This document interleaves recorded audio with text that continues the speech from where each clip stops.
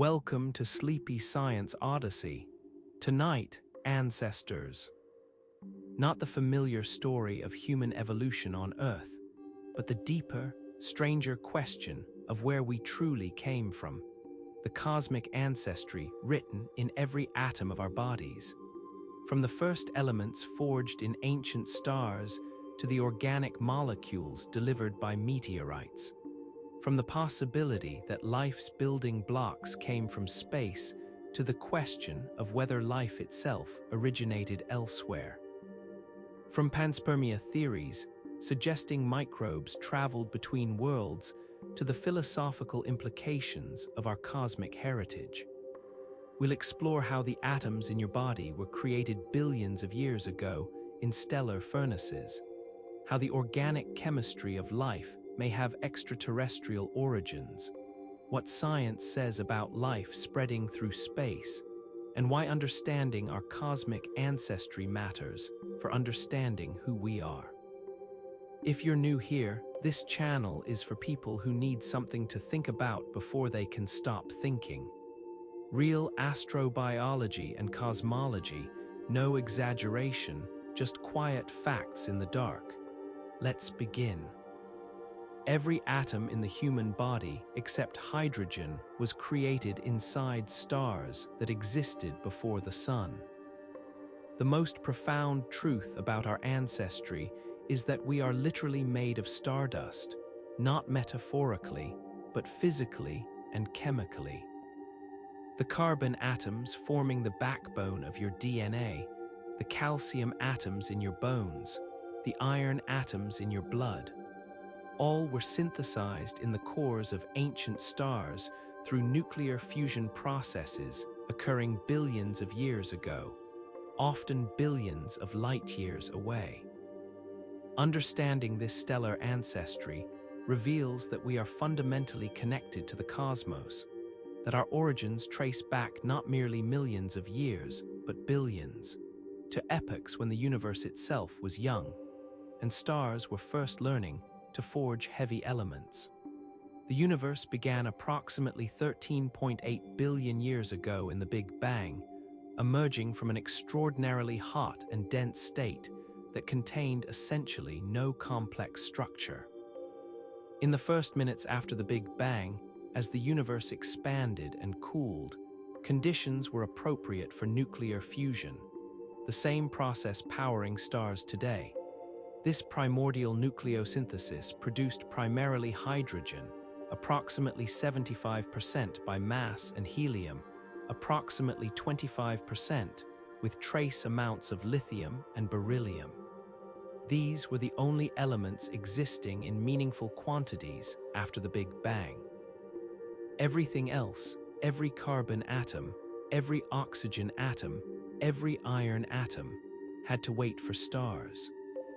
The first stars formed approximately 100 to 200 million years after the Big Bang, when gravity amplified slight density variations in the primordial hydrogen and helium, causing gas clouds to collapse.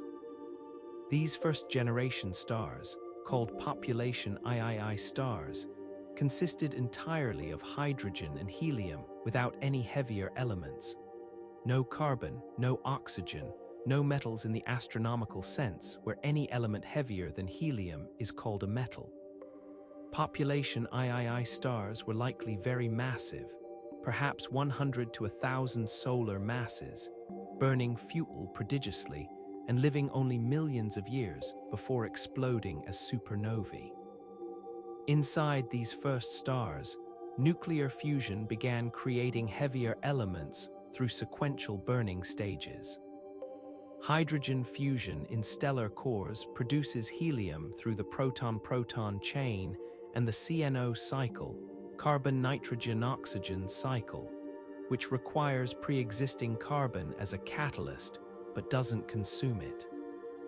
As hydrogen in cores becomes exhausted, cores contract and heat until temperatures reach approximately 100 million kelvins, hot enough for helium fusion through the triple alpha process, where 3 helium nuclei combine to form carbon.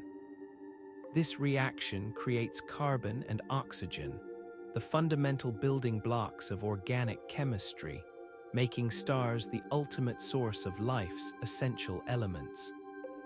For more massive stars, fusion continues through progressively heavier elements as cores contract and heat after each fuel is exhausted.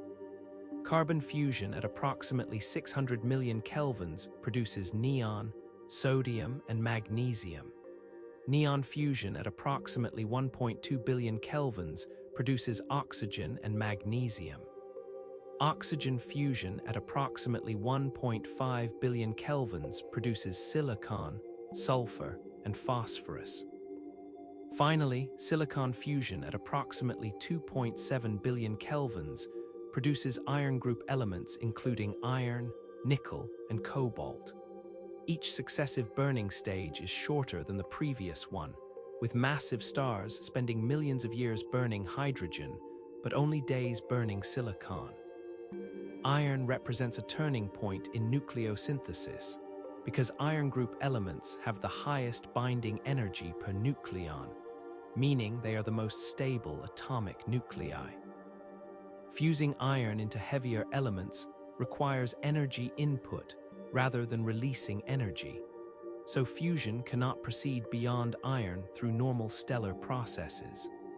Once a core of iron accumulates in a massive star, no further fusion can provide pressure support against gravity, and the core becomes vulnerable to catastrophic collapse.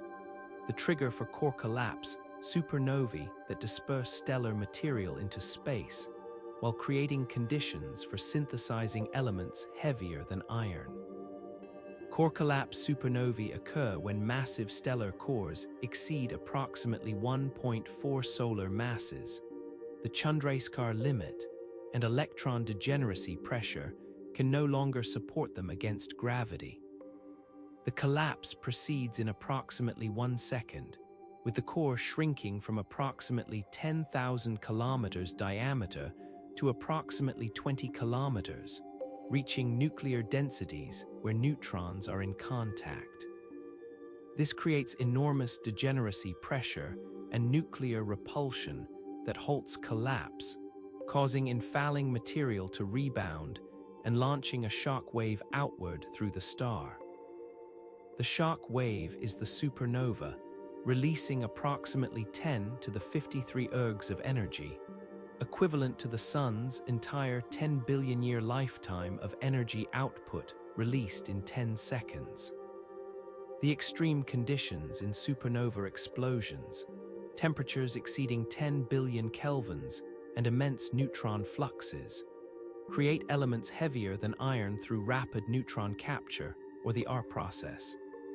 Atomic nuclei capture neutrons faster than they can decay, building neutron-rich isotopes that subsequently decay to stable forms, creating approximately half of all elements heavier than iron, including gold, platinum, uranium, and thorium.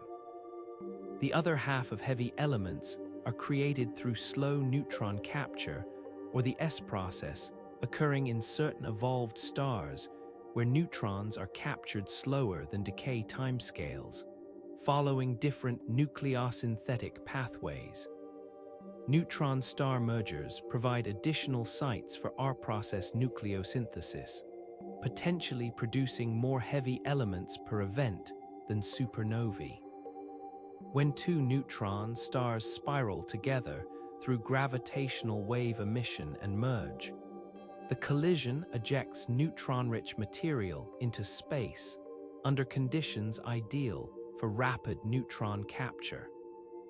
The observation of gravitational waves from the neutron star merger GW 170817 in August 2017, accompanied by optical and infrared emission consistent with heavy element synthesis, confirmed neutron star mergers as significant, possibly dominant, sources of gold, platinum, and other heavy elements in the universe.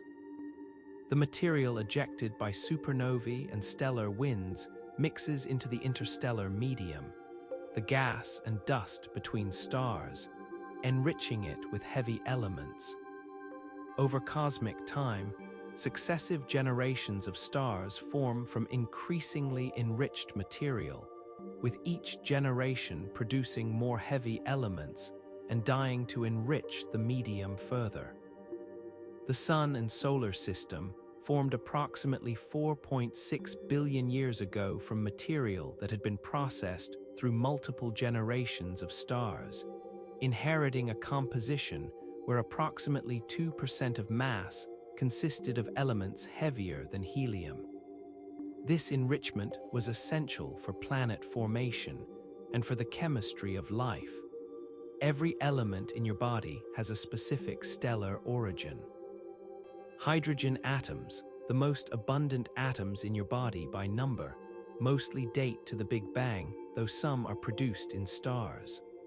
Carbon, nitrogen, and oxygen, the backbone of organic chemistry, were produced primarily in intermediate mass stars through helium burning and subsequent processes. Phosphorus and sulfur, essential for DNA and proteins, were produced in massive stars. Calcium in bones, iron in blood, and trace elements like zinc and copper were produced in supernovae or massive star-burning stages. Iodine in thyroid hormones and gold in any jewelry you wear came from neutron star mergers or supernova art process nucleosynthesis. The relative abundances of elements in your body reflect both cosmic nucleosynthesis patterns and biochemical selection.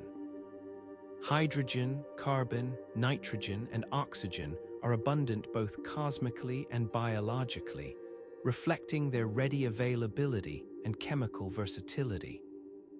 Iron is relatively abundant cosmically, but even more important biologically, concentrated in proteins like hemoglobin. Some elements abundant cosmically, like helium, are absent biologically because they're chemically inert. Other elements rare cosmically, like iodine, are essential biologically, concentrated from environment by active transport. The timescales involved in creating your atoms span the age of the universe. Some hydrogen atoms in your body, approximately 1 in 6,000, may date to the Big Bang itself, making them 13.8 billion years old. Carbon atoms were created in stars that lived and died between approximately 5 and 13 billion years ago. Some uranium atoms in your bones, present in trace quantities absorbed from food and water, were created in supernova or neutron star mergers, occurring approximately 6 billion years ago, before the solar system formed. These atoms existed in interstellar space for approximately 1 to 2 billion years before being incorporated into the solar nebula. The solar nebula, the rotating disk of gas and dust from which the solar system formed, contained material from approximately 100 million different stars that had contributed to the local interstellar medium's enrichment. This material came from stars of different masses dying at different times through mechanisms, including supernovae, planetary nebulae, where dying low-mass stars expel their outer layers, and stellar winds from massive stars. The mixing of this diverse material in the solar nebula created the chemical composition characteristic of the Sun and planets, recorded in meteorites that preserve samples of primitive solar system material. Prosolar grains, microscopic mineral grains that formed in stellar atmospheres before the solar system existed, are found in primitive meteorites, providing direct samples of individual stars' nucleosynthesis. These grains, typically nanometers to micrometers in size, have isotopic compositions wildly different from solar system averages, identifying them as survivors from specific stellar sources, including red giant stars, supernovae, and novae.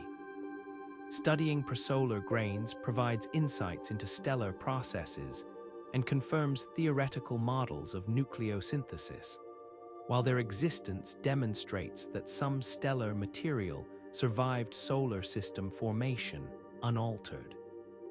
The journey of atoms from stars to your body involves multiple stages over billions of years. First, atoms were synthesized in stellar interiors or supernova explosions. Then they were ejected into interstellar space through stellar winds, planetary nebulae, or supernova explosions. They mixed into the interstellar medium and participated in the complex chemistry occurring in molecular clouds, cold, dense regions where molecules form on dust-grained surfaces. Eventually, they were incorporated into the solar nebula and the forming planets. On Earth, atoms cycled through rocks, water, and atmosphere over billions of years before being incorporated into living organisms through processes like photosynthesis and digestion. This stellar ancestry means you are physically connected to events occurring across the entire history of the universe. The iron in your blood was created approximately 6 billion years ago in a supernova explosion that occurred approximately 8,000 light years from where the solar system would eventually form. An explosion that outshone entire galaxies and created heavier elements in seconds.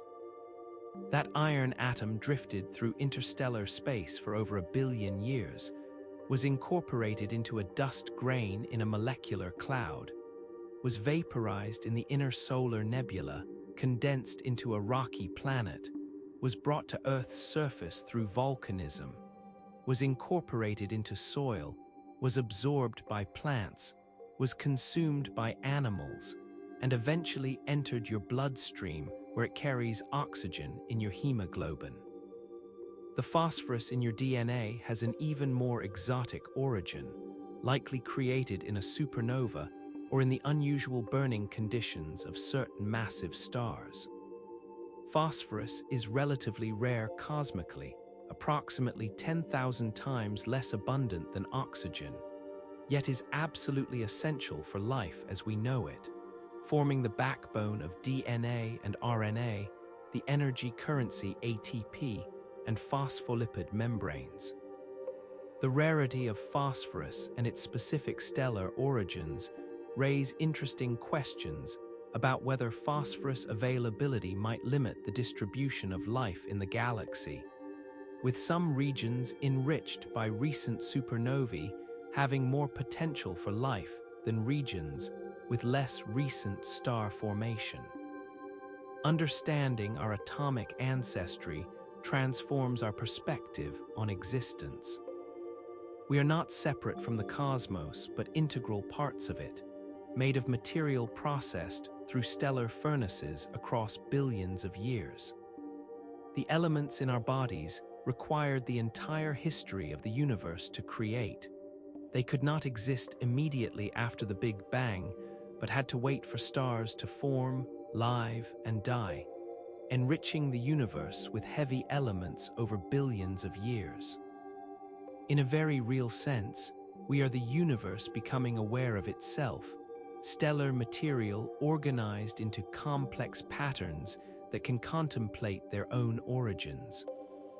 Organic molecules essential for life are found throughout space, delivered to Earth by comets and asteroids.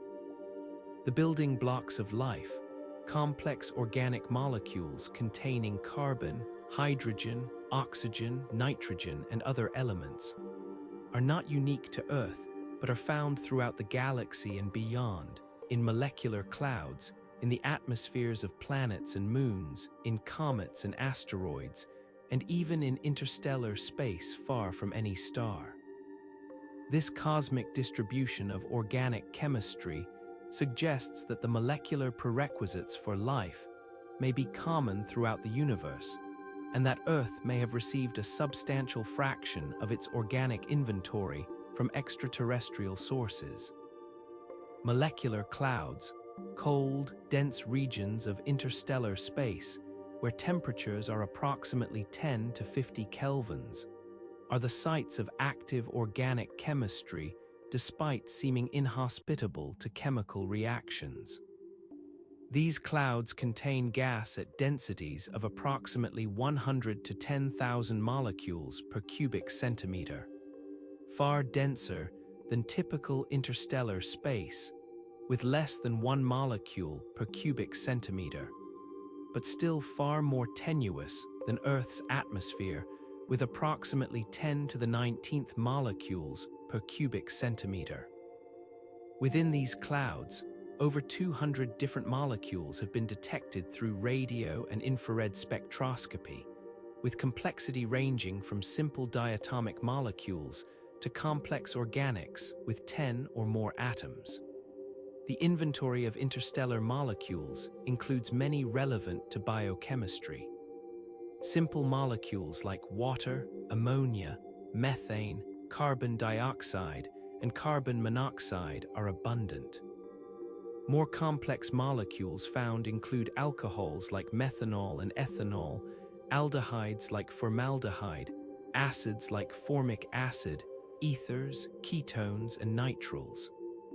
Amino acids, the building blocks of proteins, have not been definitively detected in interstellar space, but their precursors, including hydrogen cyanide, ammonia, and formaldehyde, are common. The most complex molecules detected include polycyclic aromatic hydrocarbons, or PAHs, molecules consisting of fused benzene rings, which may account for a significant fraction of cosmic carbon. The formation of complex molecules in molecular clouds proceeds through both gas phase chemistry and surface chemistry on dust grains. Gas phase reactions include ion molecule reactions efficient even at low temperatures, producing complex ions that subsequently recombine with electrons to form neutral molecules. Surface chemistry on the icy mantles coating dust grains allows reactions that would be impossible in the gas phase, with molecules adsorbed on surfaces having much longer interaction times and lower energy barriers for reaction. Ultraviolet radiation from stars can drive chemistry by breaking bonds and creating reactive radicals that recombine into more complex molecules.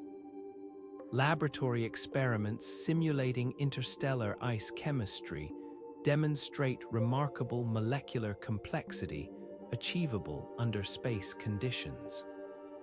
When ices containing simple molecules like water, methanol, ammonia, and carbon monoxide are irradiated with ultraviolet light at temperatures relevant to molecular clouds, they produce complex mixtures containing amino acids, nucleobases, the information-carrying molecules in DNA and RNA sugars, and other biochemically relevant compounds. These experiments suggest that interstellar ices are chemical factories synthesizing organic complexity, with products potentially seeding planetary systems with prebiotic molecules. Comets, often described as dirty snowballs, are among the most primitive objects in the solar system, having formed in the outer regions beyond Neptune's orbit, where temperatures were cold enough for ices to condense. Comets consist of mixtures of water ice, frozen carbon dioxide, frozen methane and ammonia, and refractory organic material, with compositions reflecting the solar nebula's outer regions. When comets approach the Sun, solar heating vaporizes ices, creating the characteristic coma, the fuzzy atmosphere surrounding the nucleus and tail material blown away by solar wind and radiation pressure. Spectroscopic observations of comets reveal rich organic chemistry. Over 30 molecules have been detected in cometary comae, including water, carbon monoxide, carbon dioxide, methane, ammonia, methanol, formaldehyde, hydrogen cyanide, and various organic compounds. The organic material in comets includes complex refractory organics that don't vaporize easily, forming dark surfaces on cometary nuclei.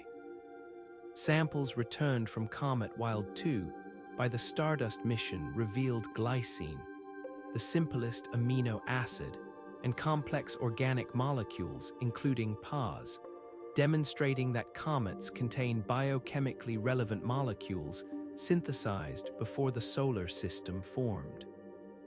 The isotopic compositions of water and organic molecules in comets provide information about their formation conditions and histories. Most comets show deuterium enrichment relative to Earth's oceans, ratios of deuterium to hydrogen approximately twice terrestrial values, suggesting that comets from the Kuiper Belt, where most observed comets originate, may not have been the primary source of Earth's water. However, some comets show deuterium ratios closer to terrestrial values, and different comet populations with different isotopic signatures may have contributed different amounts. The organic materials in comets show isotopic anomalies consistent with interstellar cloud chemistry, confirming their presolar heritage.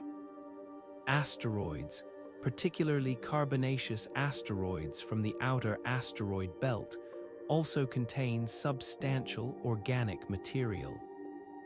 Carbonaceous chondrite meteorites, samples of these asteroids that have fallen to Earth, contain up to 5% organic carbon by weight, existing as complex mixtures including amino acids, carboxylic acids, purines, pyrimidines, alcohols, and insoluble organic polymers. The Murchison meteorite, which fell in Australia in 1969, has been extensively studied and found to contain over 70 different amino acids, including 8 that are used in terrestrial biology, but also many not used by life on Earth, indicating extraterrestrial origin rather than terrestrial contamination. The amino acids in meteorites show several distinctive features, confirming extraterrestrial origin.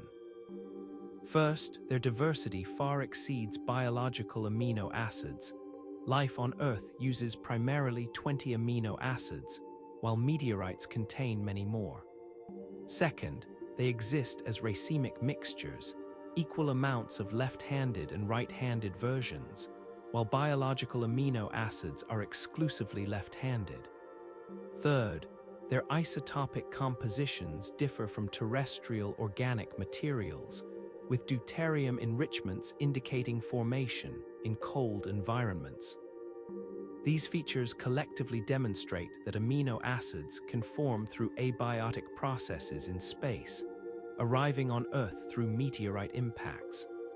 The 5 nucleobases used in DNA and RNA, adenine, guanine, cytosine, thymine, and uracil, have also been found in carbonaceous chondrites, though at lower concentrations than amino acids.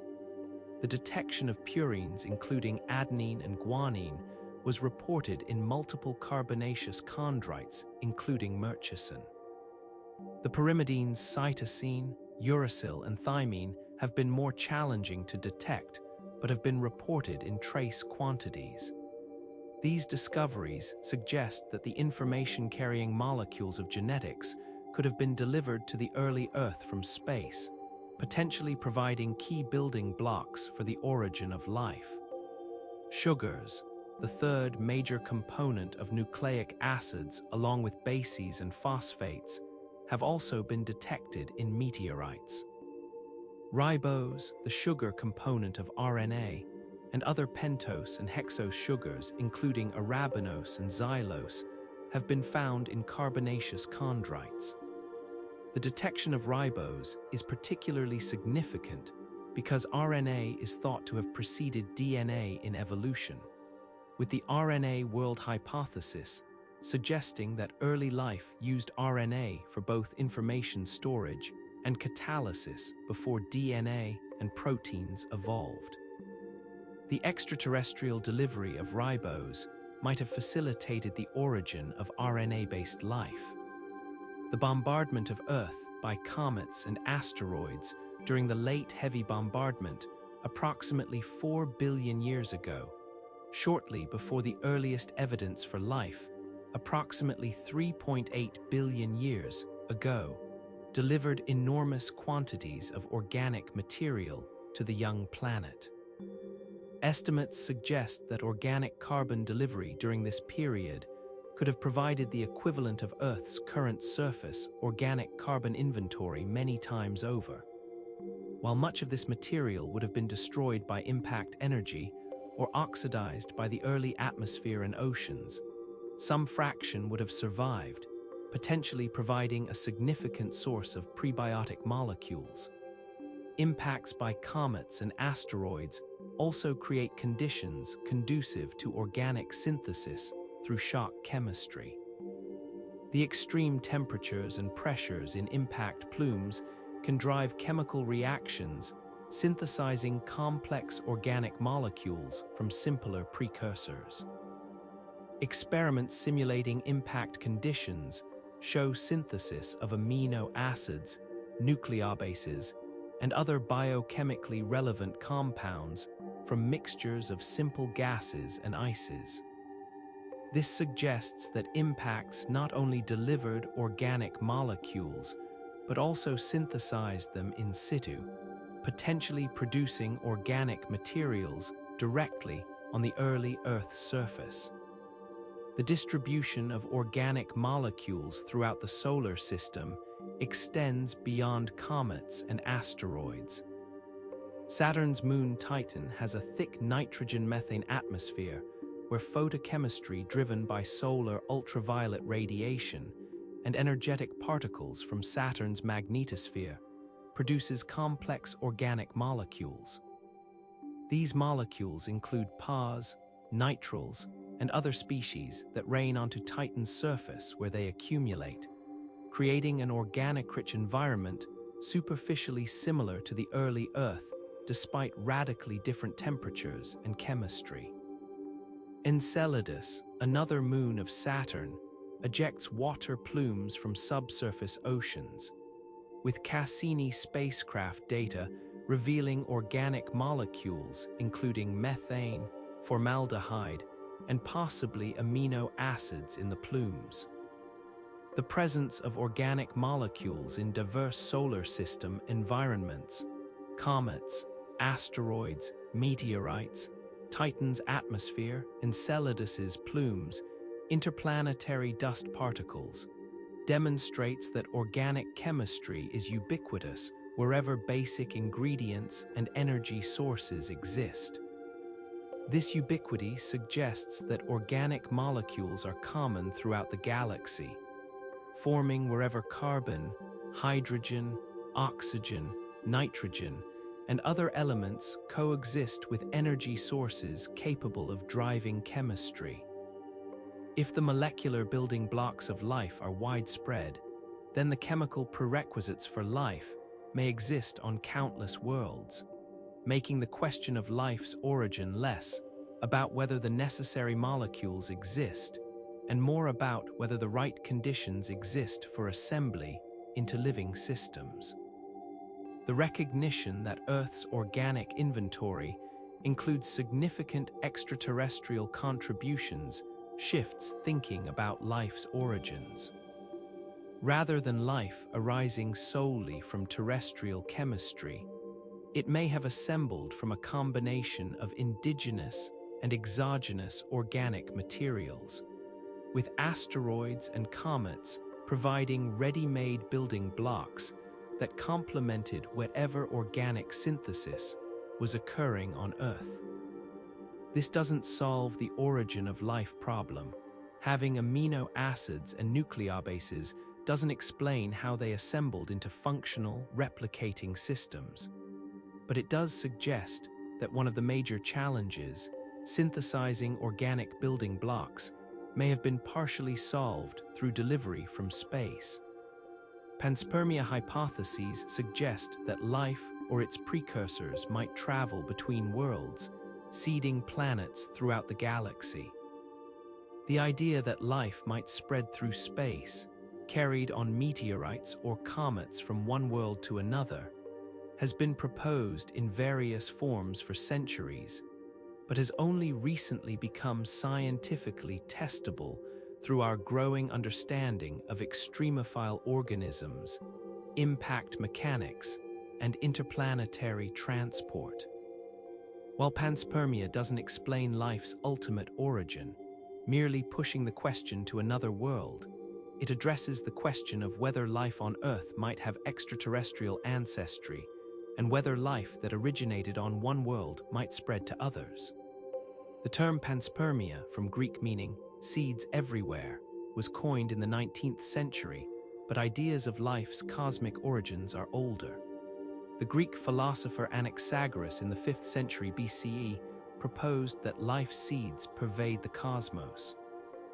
In the 19th century, scientists including Hermann von Helmholtz and Lord Kelvin suggested that life might travel through space on meteorites, while Svante Arrhenius proposed in 1903 that microorganisms might be transported between worlds by radiation pressure.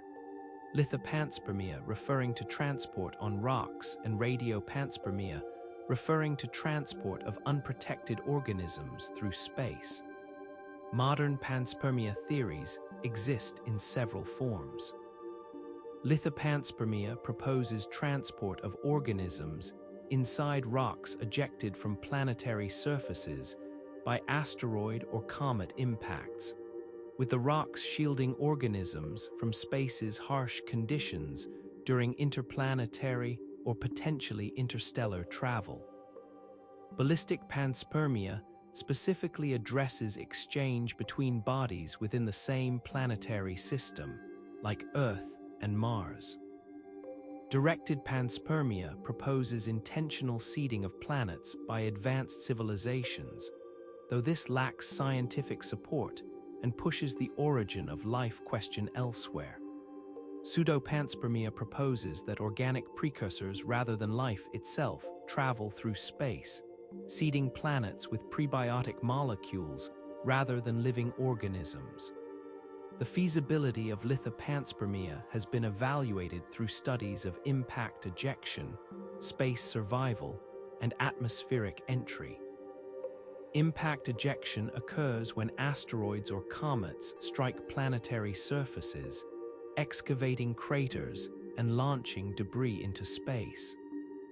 Rocks near impact sites, but beyond the vaporization zone, can be accelerated to escape velocity without being heated or shocked to levels that would sterilize embedded microorganisms. The Moon's lack of atmosphere means that impacts their launch material more easily than from Earth or Mars, though material launched from Earth or Mars contains more potential biological interest. Mars-to-Earth meteorite transport provides proof of principle for lithopanspermia. Over 100 meteorites found on Earth have been identified as Martian in origin, ejected from Mars by impacts and traveling through space for millions of years before falling to Earth. The identification of Martian origin comes from trapped gases matching Mars's atmosphere as measured by Viking landers, and from isotopic and mineralogical signatures. The existence of Martian meteorites on Earth demonstrates that rocks can travel from one planet to another, arriving with sufficiently gentle atmospheric entry to survive intact rather than being completely melted. The famous meteorite ALH 84001, found in Antarctica in 1984 and identified as Martian in 1993, became the center of controversy in 1996 when scientists reported potential evidence of ancient Martian life.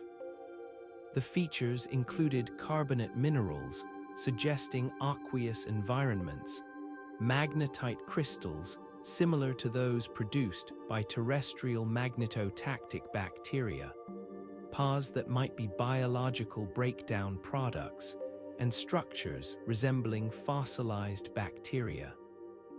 Most scientists now believe these features have non-biological explanations.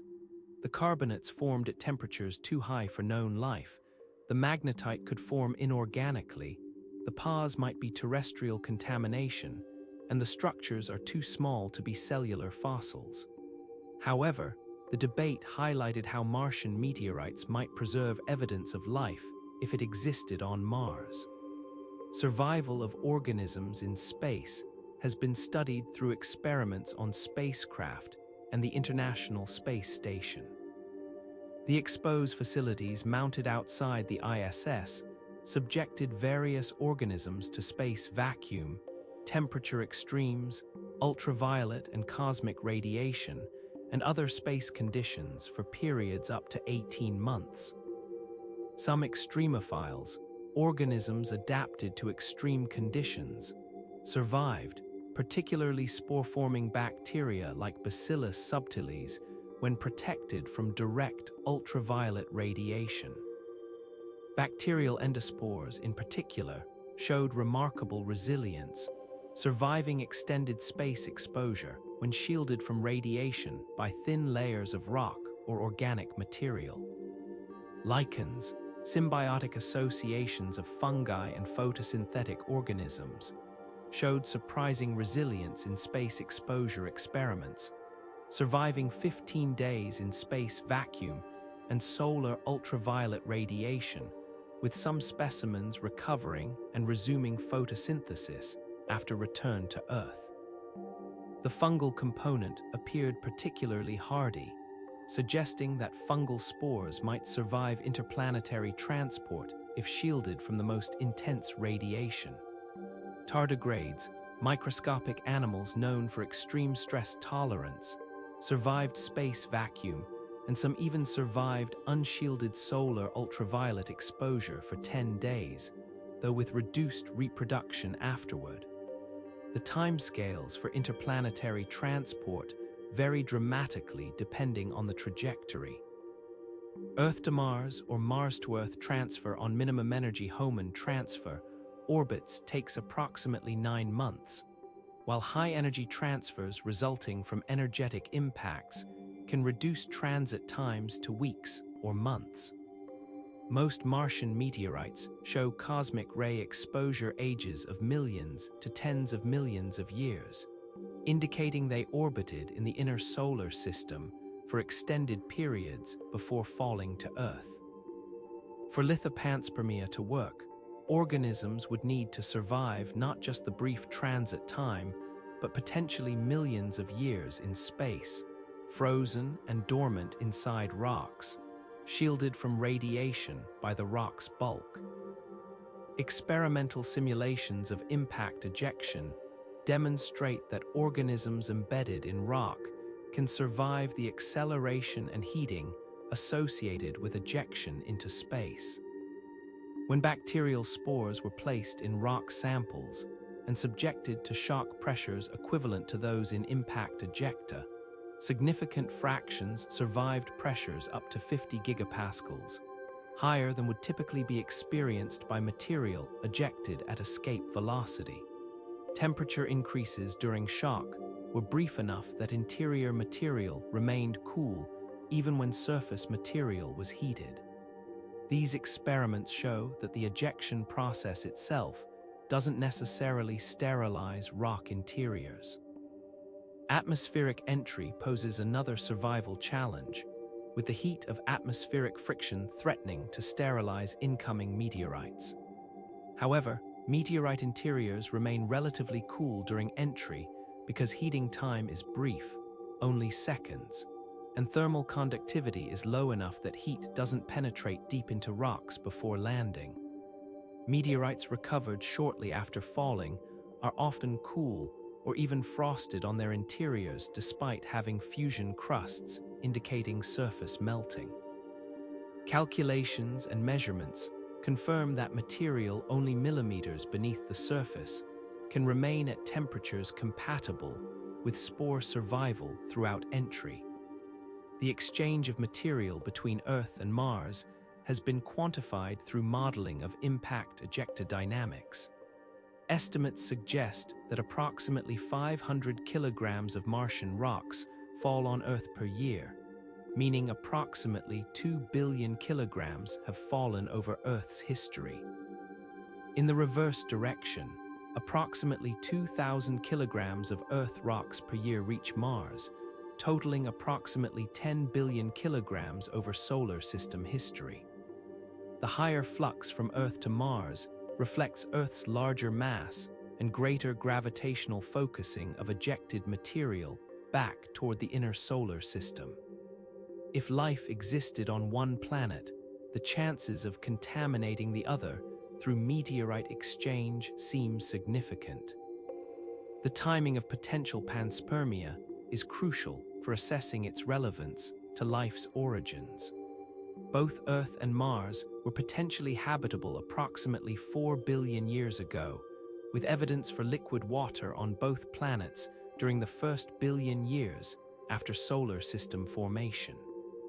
If life originated on one planet during this period and spread to the other via meteorite transfer, both planets might have been seeded before their environments diverged significantly.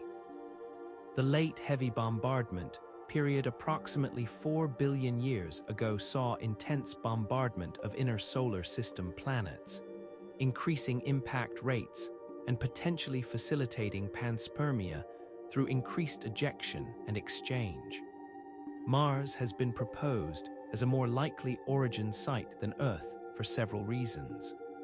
Mars cooled faster than Earth due to its smaller size, potentially providing habitable surface conditions earlier. Mars's lower gravity makes impact ejection easier, increasing the flux of Martian material to Earth compared to Earth material reaching Mars. Early Mars may have had thicker atmosphere and more stable liquid water than early Earth, which was likely still being impacted by large objects that would sterilize the surface. If life originated on Mars during this early Clement period and was transferred to Earth via meteorites, Earth life would be descended from Martian ancestors. The implications of confirming panspermia between Earth and Mars would be profound but limited. It would demonstrate that life can transfer between planets, supporting the possibility of panspermia operating more broadly in the galaxy. However, it wouldn't explain life's ultimate origin, since life still had to originate somewhere, whether Earth, Mars, or elsewhere. If Earth life descended from Martian life, the origin of life question simply moves to Mars. Only if life were found on both planets with clearly independent origins would we know that life arises readily when conditions permit, rather than being transferred from a single origin. Interstellar panspermia, transfer of life between star systems, faces far greater challenges than interplanetary panspermia. The distances are immense, with even the nearest stars light-years away compared to the light minutes or light hours separating planets in the solar system. Transit times would be millions or billions of years, even at high velocities, with organisms exposed to cosmic radiation, vacuum, and cold throughout. The probability of ejected material being gravitationally captured by another star system is vanishingly small given the vast distances and small capture cross-sections. Most scientists consider interstellar panspermia implausible based on these challenges. However, some scenarios might enable interstellar panspermia. If organisms could remain viable for extremely long periods, perhaps hundreds of millions or billions of years, they might survive interstellar transit. If radiation-resistant organisms or their spores were embedded deep within massive rocks, meter-scale boulders, shielding might be sufficient. If civilizations intentionally sent life-bearing probes or terraformed planets, directed panspermia could overcome natural obstacles. Some extremophiles show remarkable dormancy capabilities, with bacterial spores revived from amber millions of years old and from salt crystals hundreds of millions of years old, though these claims are controversial. Even if interstellar panspermia is unlikely, it remains interesting for conceptual and philosophical reasons. If life originated only once in a galaxy, but spread to multiple star systems through panspermia, all galactic life might be related, sharing common ancestry. This would mean the discovery of extraterrestrial life might reveal familiar biochemistry, DNA, proteins, similar metabolic pathways, because we'd be cousins rather than independent origins. Conversely, if life elsewhere shows completely different biochemistry, this would strongly suggest independent origins rather than panspermia, providing evidence that life arises multiply rather than being singularly rare. The chemistry of life uses elements forged in stars, suggesting biochemistry reflects cosmic abundances and stellar nucleosynthesis. The remarkable correspondence between the most abundant elements in living organisms and the most abundant elements in the cosmos beyond hydrogen and helium suggests that biochemistry is not arbitrary, but shaped by the availability of elements created through stellar processes. Understanding why life uses the specific elements it does, and in the relative proportions observed, reveals connections between biology and astrophysics, while providing insights into whether life elsewhere might show similar chemical patterns. The 6 most abundant elements in living organisms are hydrogen, carbon, nitrogen, oxygen, phosphorus, and sulfur, often abbreviated CHNOPS. Together, these 6 elements comprise approximately 99% of living matter by mass, approximately 65% oxygen, 18% carbon, 10% hydrogen, 3% nitrogen, 1.4% calcium, 1.1% phosphorus, with sulfur and other elements in smaller amounts. This elemental composition differs dramatically from Earth's crust, which is dominated by oxygen, silicon, aluminum, iron, calcium, sodium, potassium, and magnesium in that order. The biological selection of elements reflects their chemical properties more than their crustal abundances. Looking beyond hydrogen and helium, which are cosmically abundant but chemically distinctive, the cosmic abundance pattern produced by stellar nucleosynthesis shows carbon, nitrogen, and oxygen as the most abundant heavy elements, followed by neon, magnesium, silicon, iron, and sulfur. Neon is chemically inert and unused biologically. Magnesium, silicon, and iron are used biologically, but less prominently than carbon, nitrogen, and oxygen. The correspondence between cosmic abundance and biological importance for C, N, and O suggests that life builds itself from the most readily available elements that can form the diverse chemical bonds necessary for complex chemistry. Carbon's central role in biochemistry reflects its unique chemical properties.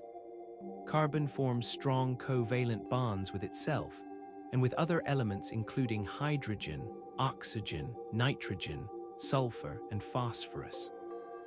It readily forms single, double, and triple bonds, allowing diverse molecular geometries. It forms long chains and rings, creating molecular scaffolds for biochemistry.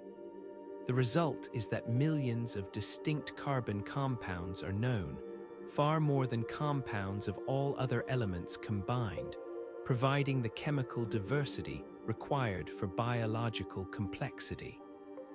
Silicon, directly below carbon in the periodic table, shares some properties but forms weaker bonds and less diverse chemistry, likely explaining why silicon-based life seems improbable despite silicon's cosmic abundance. Nitrogen's role in biochemistry includes forming the amino groups of amino acids, the bases of nucleic acids, and numerous other functional groups in biological molecules.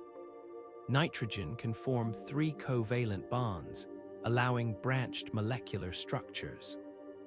Its electronegativity and ability to accept hydrogen bonds makes it essential for protein folding and nucleic acid-base pairing.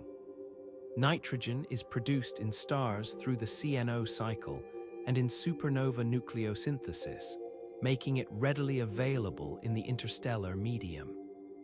The cosmic abundance of nitrogen is approximately 1/10 that of oxygen and 1/4 that of carbon, similar to biological ratios.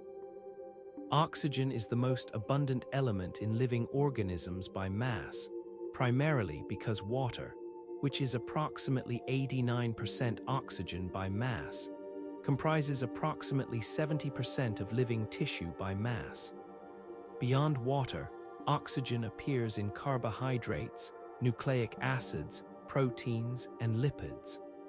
Oxygen's high electronegativity makes it essential for energy metabolism through oxidation reduction reactions.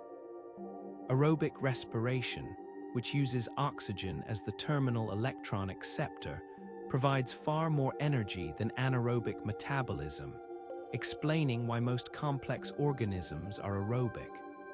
Oxygen is produced primarily in massive stars through helium burning and successive burning stages, making it abundant both cosmically and in stellar systems. Phosphorus plays unique roles that make it biochemically essential despite its relative scarcity. Phosphate groups link nucleotides in DNA and RNA, forming the backbones of genetic material. Phosphorylation, adding phosphate groups to molecules, is the primary mechanism for storing and transferring energy in cells through molecules like ATP.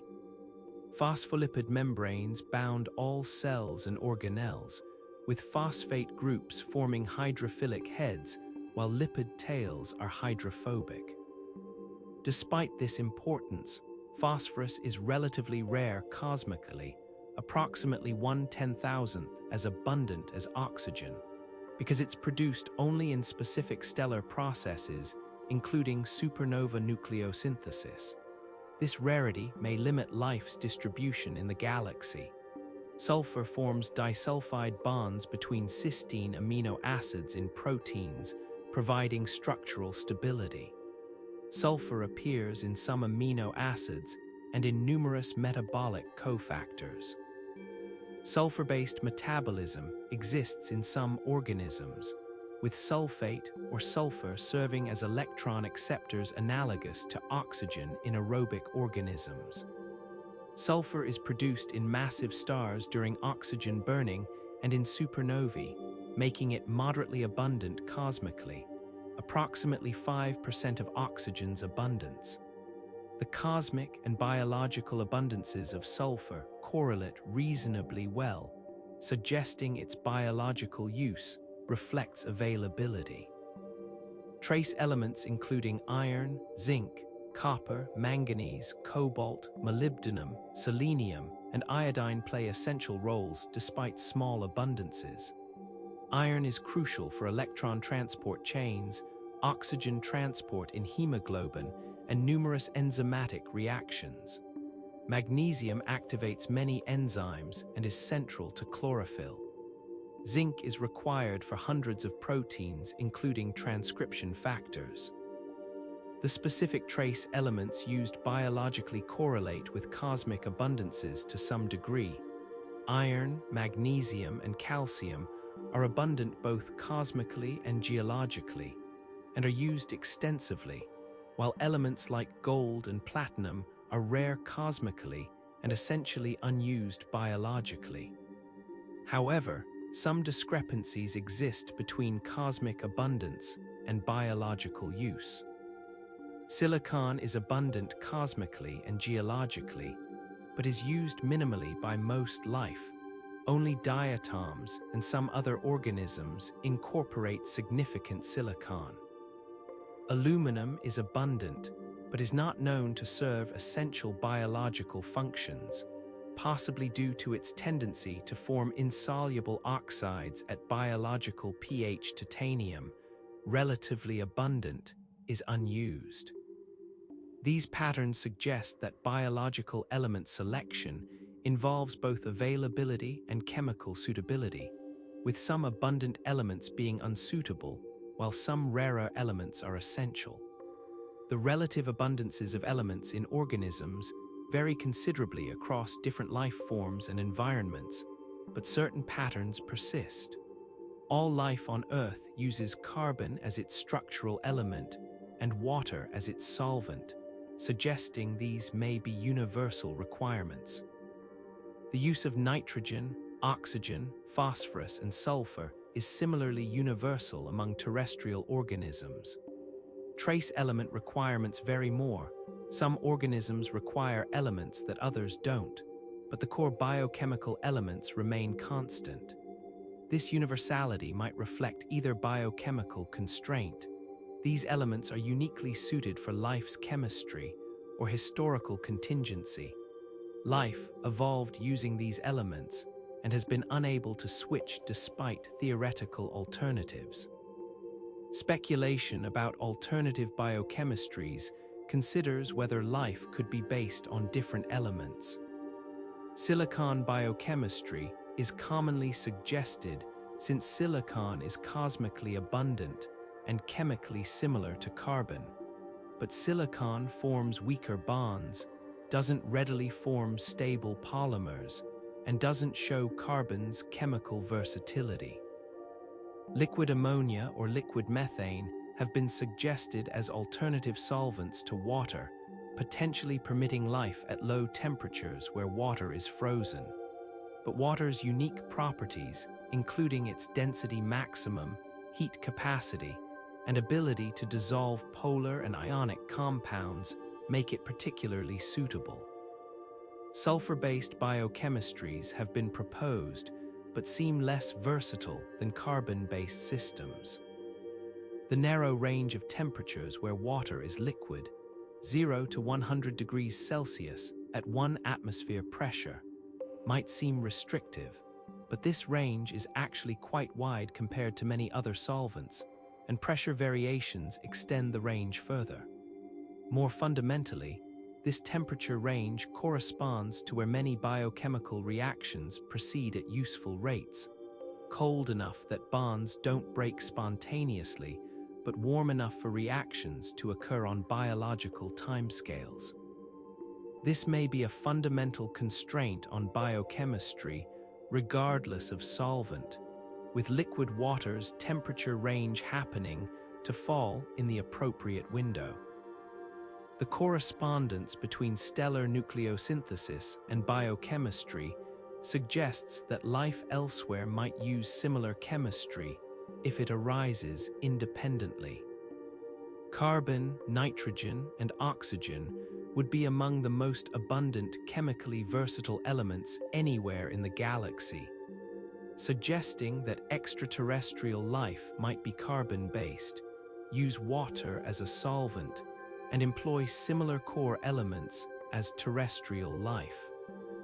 However, the relative abundances of trace elements might vary depending on local stellar populations and supernova histories, potentially producing biochemistries that use different trace elements for similar functions, or that employ elements rarely used terrestrially. The fact that life's chemistry reflects cosmic abundances means our biochemistry encodes information about stellar processes that occurred billions of years ago in stars scattered across the galaxy. The iron in hemoglobin remembers the supernova that forged it. The phosphorus in DNA remembers the massive star where it was synthesized. Our bodies are libraries containing the history of stellar nucleosynthesis, carrying within them records of the universe's chemical evolution from hydrogen and helium to the complex periodic table that makes biological complexity possible. The formation of the solar system from a molecular cloud represents our immediate astronomical ancestry. Understanding how the sun and planets formed approximately 4.6 billion years ago reveals our astronomical family tree, tracing the lineage from interstellar gas and dust enriched by previous generations of stars through the processes that created the Sun and its planetary system, including Earth.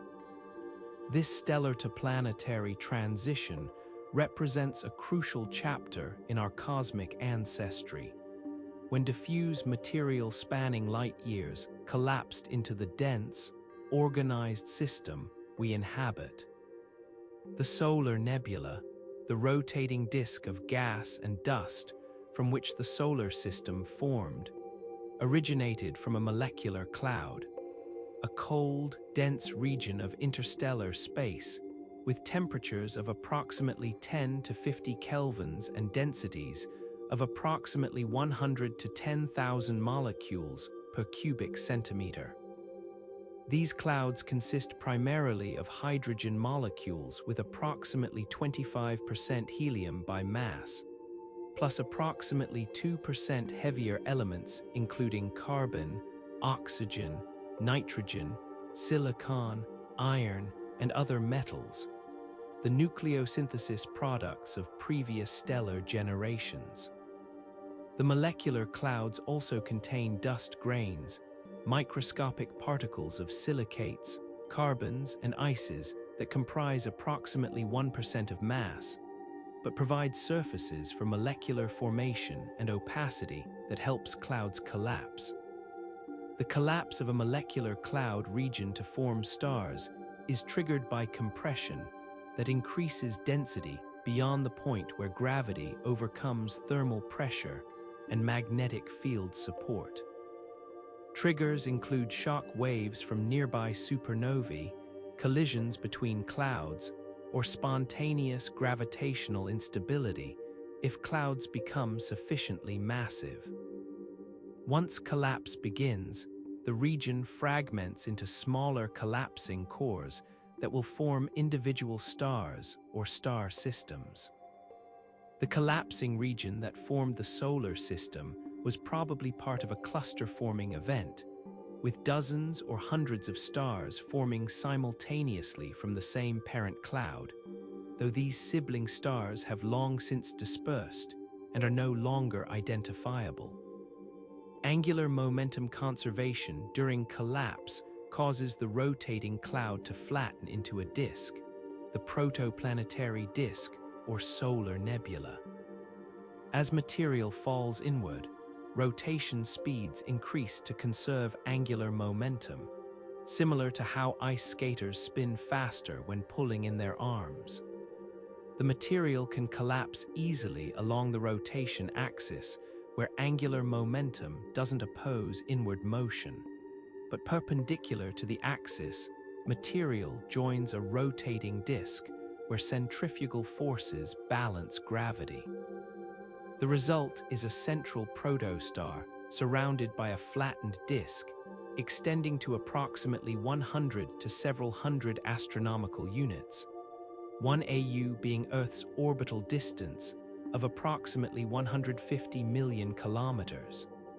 The protosun at the disk center was initially much larger and cooler than the current Sun, with a radius perhaps 3 to 5 times present size. Gravitational contraction heated the protosun's core, but temperatures remained below the approximately 10 million kelvins required for hydrogen fusion. The protosun was thus not yet a true star, but rather a gravitationally contracting ball of gas, converting gravitational potential energy into heat and radiation. This pre-main sequence phase lasted several million years until core temperatures reached fusion thresholds and the Sun ignited, marking its transition to a hydrogen-burning main sequence star. The temperature structure of the solar nebula varied with distance from the protosun, creating zones where different materials could condense from gas into solid form. Close to the Sun, where temperatures exceeded 1,000 kelvins, only refractory materials, substances with high melting points like metals and silicate minerals, could condense.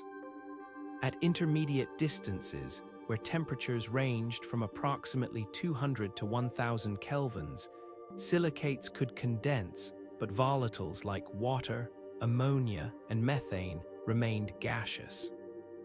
Beyond the frost line or snow line at approximately 3 to 5 AU, where temperatures dropped below approximately 150 kelvins, water ice could condense, dramatically increasing solid material available for planet formation. Even farther out, ammonia and methane ices condensed. This temperature structure explains the solar system's compositional gradient.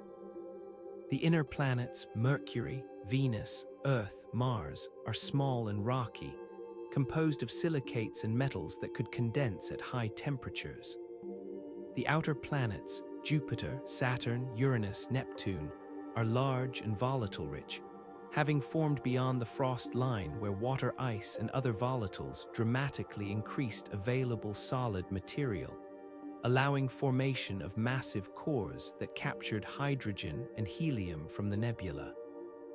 Asteroids show compositional gradients reflecting the solar nebula's temperature structure, with dry, refractory asteroids dominating the inner belt and water-rich, carbon-rich asteroids dominating the outer belt.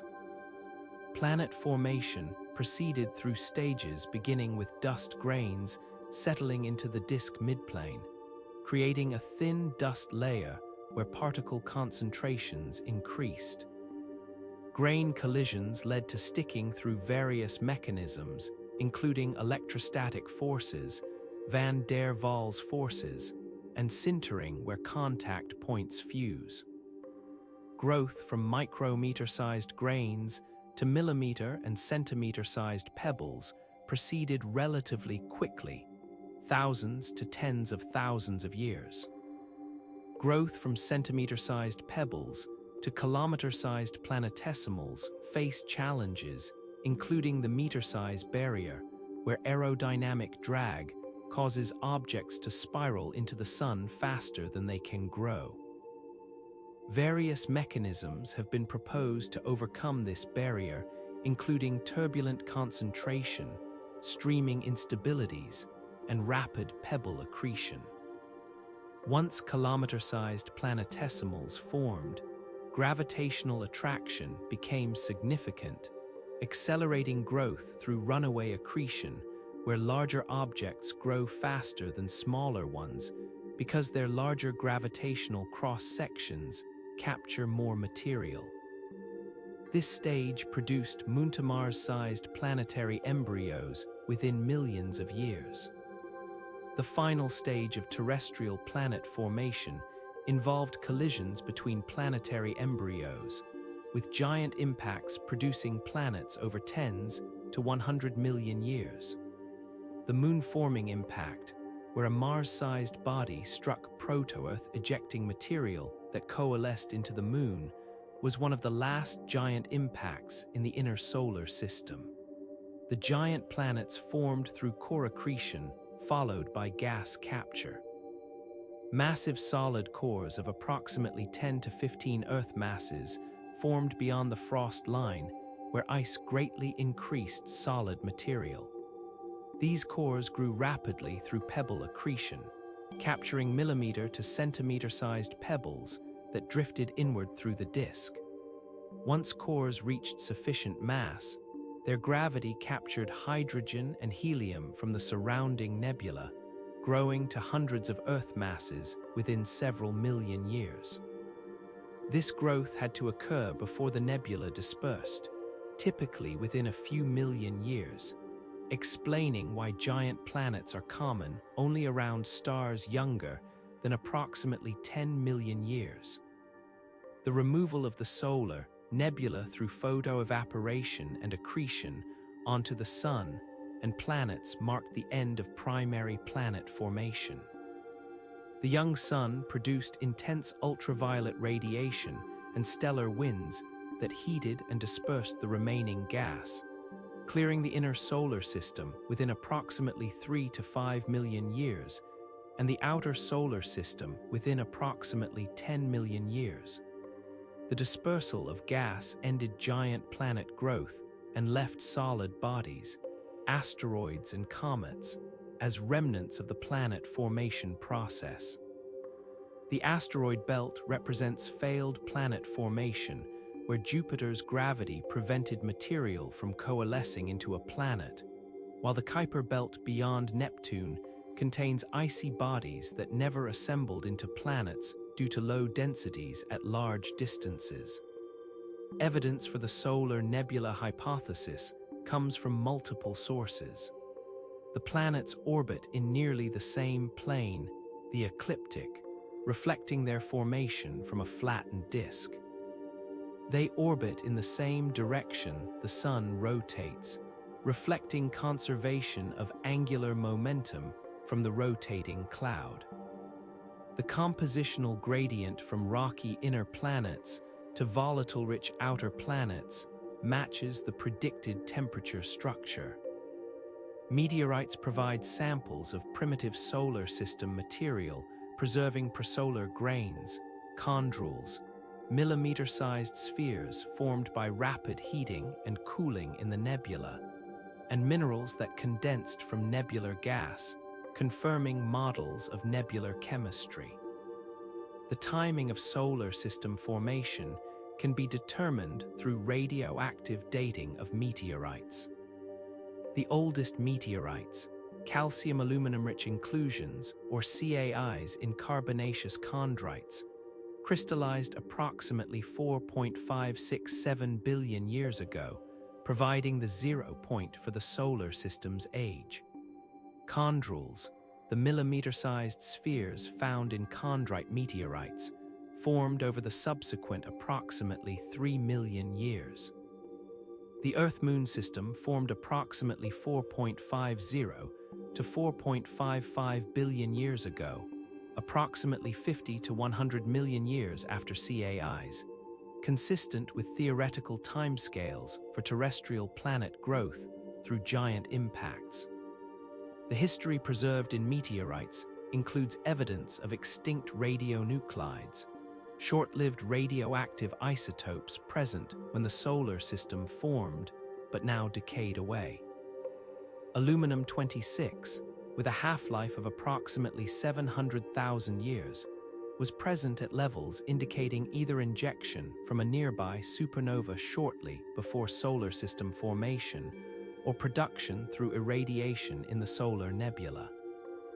Iron-60, with a half-life of approximately 2.6 million years, was also present, providing strong evidence for supernova injection since it's not easily produced through irradiation. This suggests that a supernova approximately 1 to 200 light-years away may have enriched the prosolar cloud and possibly triggered its collapse. The diversity of meteorite types reflects processing in different environments during solar system formation. Chondrites are primitive meteorites that never melted, preserving pristine nebular material. Chondrites are igneous rocks from asteroids that melted and differentiated, separating into metallic cores, silicate mantles, and basaltic crusts. Iron meteorites are fragments of differentiated asteroid cores, providing samples of planetary interiors. The study of meteorites thus samples the diversity of objects formed during solar system assembly, providing ground truth for models of planet formation. The solar system's formation from the solar nebula was not unusual, but rather representative of typical star and planet formation.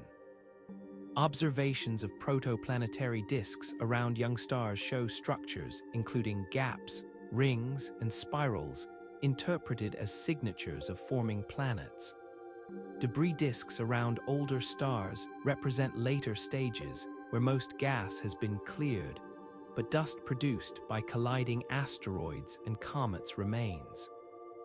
The ubiquity of protoplanetary disks around young stars suggests that planetary systems are common outcomes of star formation, with perhaps most stars hosting planets. The discovery of thousands of exoplanets confirms this, showing that planetary systems are the rule rather than the exception. Understanding our solar system's formation from a molecular cloud reveals connections to broader cosmic processes. The material that formed the Sun and planets was processed through multiple generations of stars, enriching it with heavy elements through nucleosynthesis, and dispersing those elements through stellar winds and supernovae. The solar system thus inherits a chemical legacy spanning billions of years and potentially involving hundreds of stellar sources. Our astronomical ancestry traces from the Big Bang through the first stars, through generations of star formation and death enriching the interstellar medium, through the molecular cloud that gave birth to the Sun, and finally through the solar nebula, where planets assembled from stellar debris. The late heavy bombardment delivered water and organics to Earth, while also potentially sterilizing the surface multiple times.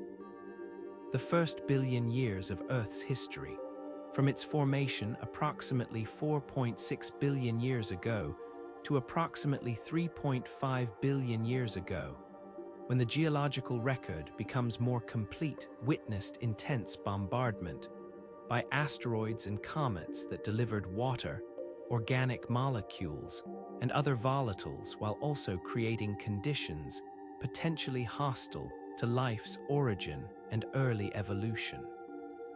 Understanding this bombardment period is crucial for understanding Earth's volatile inventory, the timing and conditions of life's origin, and whether similar processes affect habitable worlds elsewhere.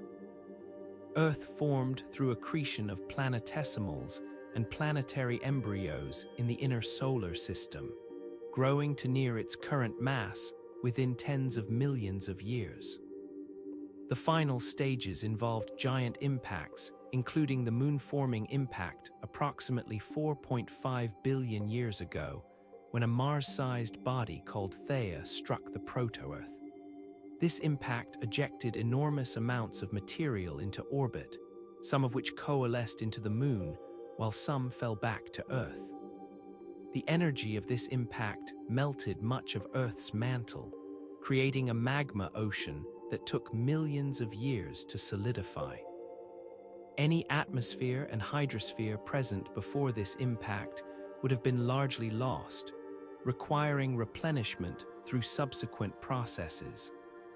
The sources of Earth's water remain debated, with candidates including water incorporated during Earth's accretion, water delivered by comets and asteroids after Earth formed, and water released from the interior through volcanism.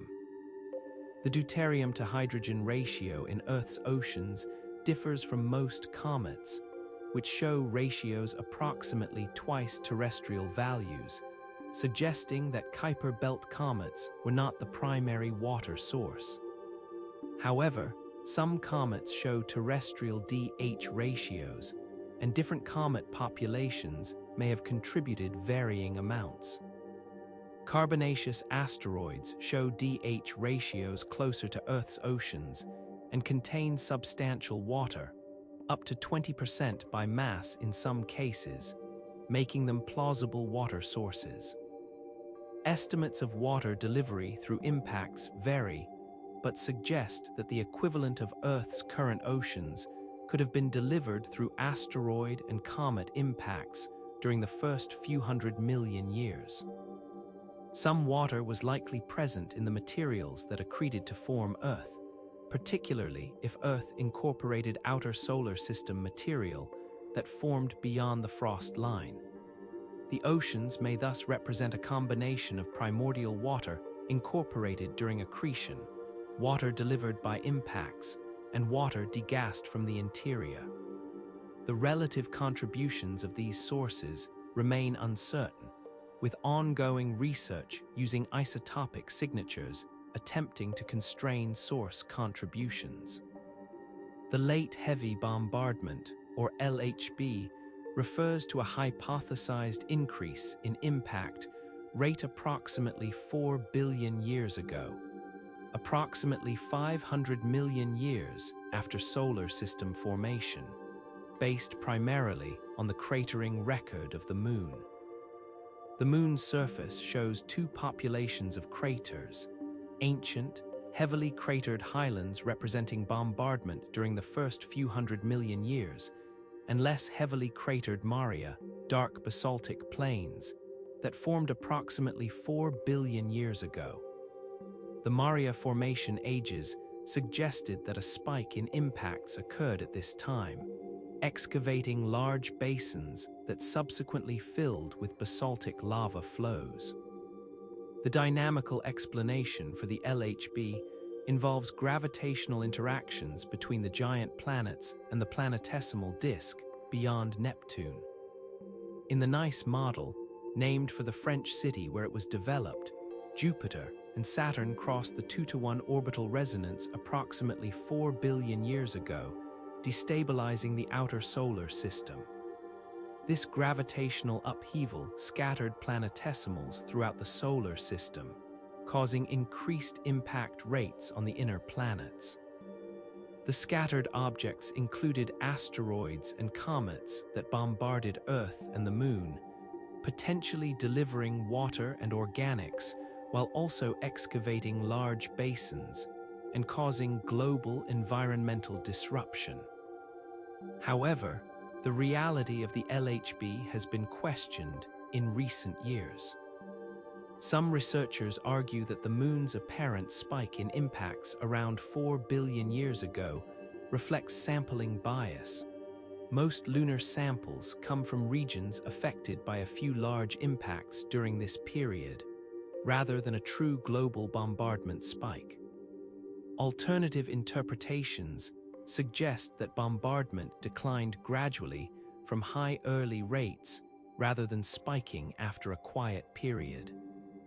The debate continues, with implications for understanding the timing of volatile delivery to Earth and the conditions facing early life. Regardless of whether a specific spike occurred, impacts during Earth's first 500 million years were certainly frequent and energetic. Models estimate that Earth experienced dozens of impacts by objects 100 kilometers in diameter during the first few hundred million years, with thousands of smaller but still substantial impacts. These impacts delivered material but also released enormous energy, potentially vaporizing oceans and creating global magma oceans in the largest cases. Some scientists have suggested that particularly large impacts could sterilize Earth's surface, destroying any life that had emerged, requiring life to re-originate multiple times or to survive in protected refugia like deep ocean vents. The timing of life's origin relative to the bombardment remains uncertain. The earliest claimed evidence for life comes from approximately 3.8 billion years ago in rocks from Greenland, with carbon isotope ratios interpreted as biological signatures, though these claims are debated. If this evidence is valid, life originated during or shortly after the peak bombardment period, suggesting remarkable resilience or rapid reorigin after impacts. Some researchers speculate that life may have originated multiple times during Earth's first billion years, with only the last origin giving rise to all current life, because previous origins were extinguished by impacts. The impact rate declined dramatically after approximately 4 billion years ago, decreasing exponentially with time. By approximately 3.5 billion years ago, impacts were far less frequent, creating more stable environmental conditions where life could diversify without risk of global sterilization.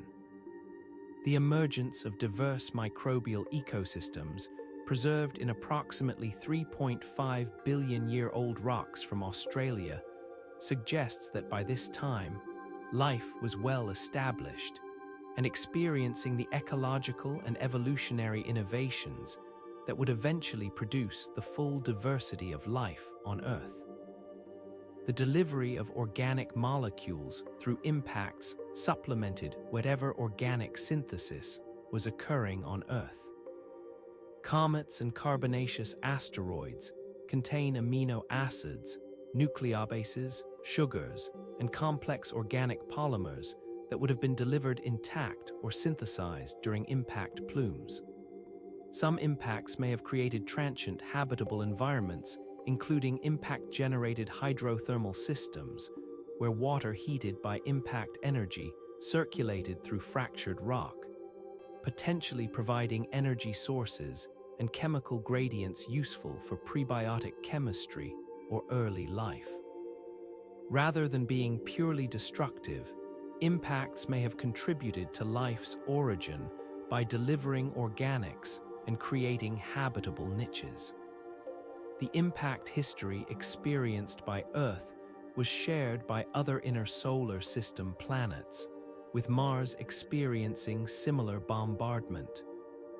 If life originated on Mars during this period and was transferred to Earth via impact ejection, the timing suggests that such transfer could have occurred approximately 4 billion years ago, when both planets had surface water and potentially habitable conditions. Similarly, if life originated on Earth and transferred to Mars, the mechanism and timing were available. The recognition that early Mars may have been more clement than early Earth, with thicker atmosphere, warmer temperatures, and more stable surface water, has led to speculation that Mars may have been life's original home. Understanding Earth's bombardment history provides context for interpreting the emergence and early evolution of life, while also informing our expectations for other potentially habitable worlds. Planets in other stellar systems likely experience similar bombardment during formation and early evolution, with impact rates depending on planetary system architecture, particularly the presence and configuration of giant planets. Systems with Jupiter-mass planets in different configurations might experience more or less bombardment, affecting delivery of volatiles and organics, as well as the risk of sterilizing impacts. The interplay between bombardment's constructive effects, delivery of water and organics, and destructive effects, global environmental disruption, represents a general feature of planetary habitability. The origin of life on Earth approximately 3.8 billion years ago represents the transition from chemistry to biology. The question of how life originated from non-living chemistry represents one of science's great unsolved problems, with implications extending from biochemistry and geology to astrobiology and philosophy.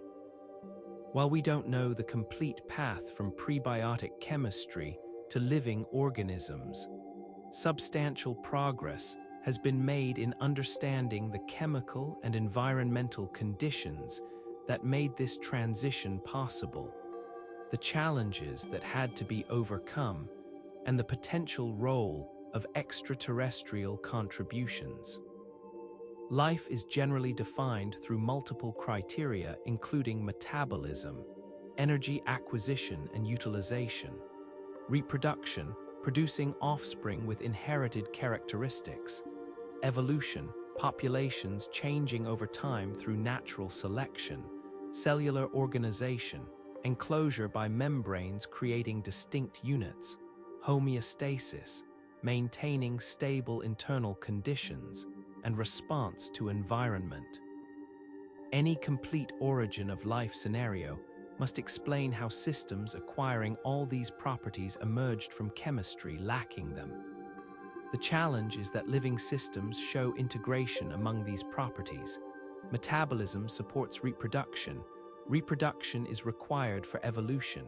Evolution optimizes metabolism. making it unclear which came first, or whether multiple properties had to emerge simultaneously. The chemical raw materials for life were available on the early Earth through multiple sources. The primordial atmosphere, likely dominated by nitrogen, carbon dioxide, and water vapor with smaller amounts of carbon monoxide, hydrogen, and methane, could have provided feedstocks for organic synthesis. Volcanic gases added sulfur compounds. Impacts delivered organic molecules synthesized in the solar nebula or in interstellar clouds. Meteorites provided amino acids, nucleobases, and other organics. Comets delivered volatiles and complex organics. The early oceans accumulated organic molecules from all these sources, potentially creating a prebiotic soup containing the building blocks for life. However, the specific environmental conditions on the early Earth remain poorly constrained.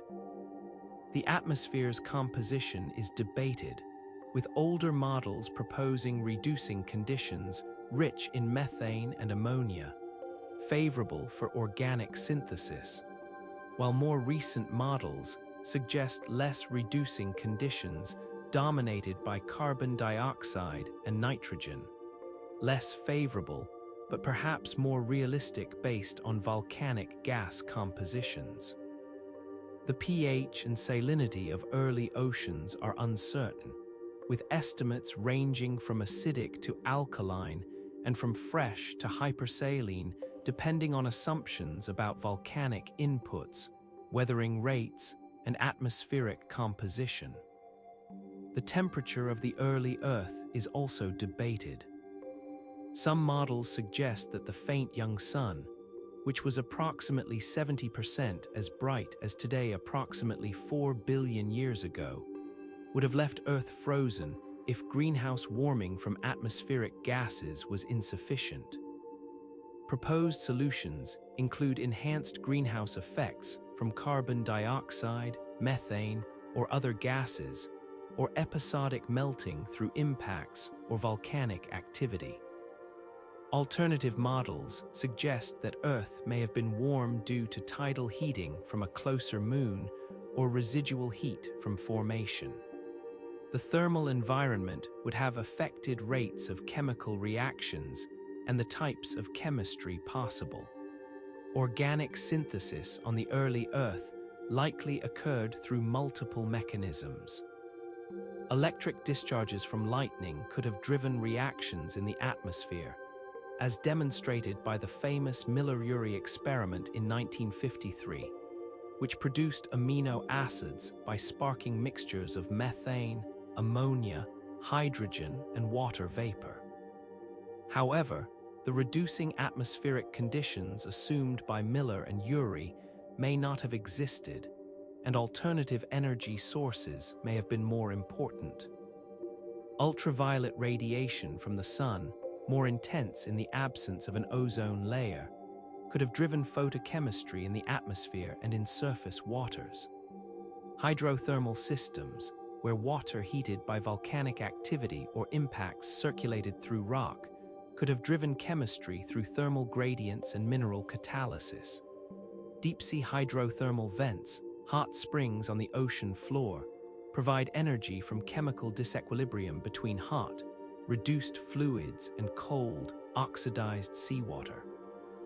Alkaline hydrothermal vents, which emit moderate temperature fluids with high pH and high hydrogen concentrations, have been proposed as particularly favorable environments for life's origin, because they create natural proton gradients across thin mineral barriers similar to those used by modern cells for energy metabolism.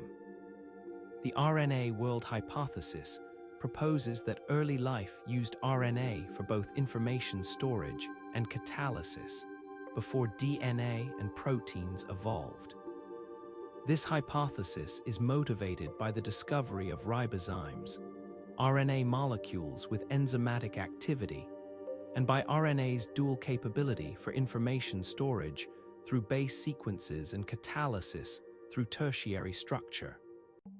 If RNA could both store genetic information and catalyze reactions, including its own replication, it could have formed self-replicating systems without requiring DNA for genetics or proteins for catalysis.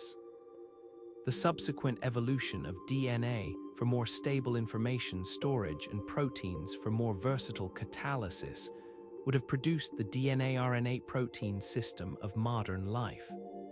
However, the RNA world faces challenges, including the difficulty of prebiotic RNA synthesis. RNA consists of ribose, a 5-carbon sugar, phosphate groups, and nucleobases, purines and pyrimidines.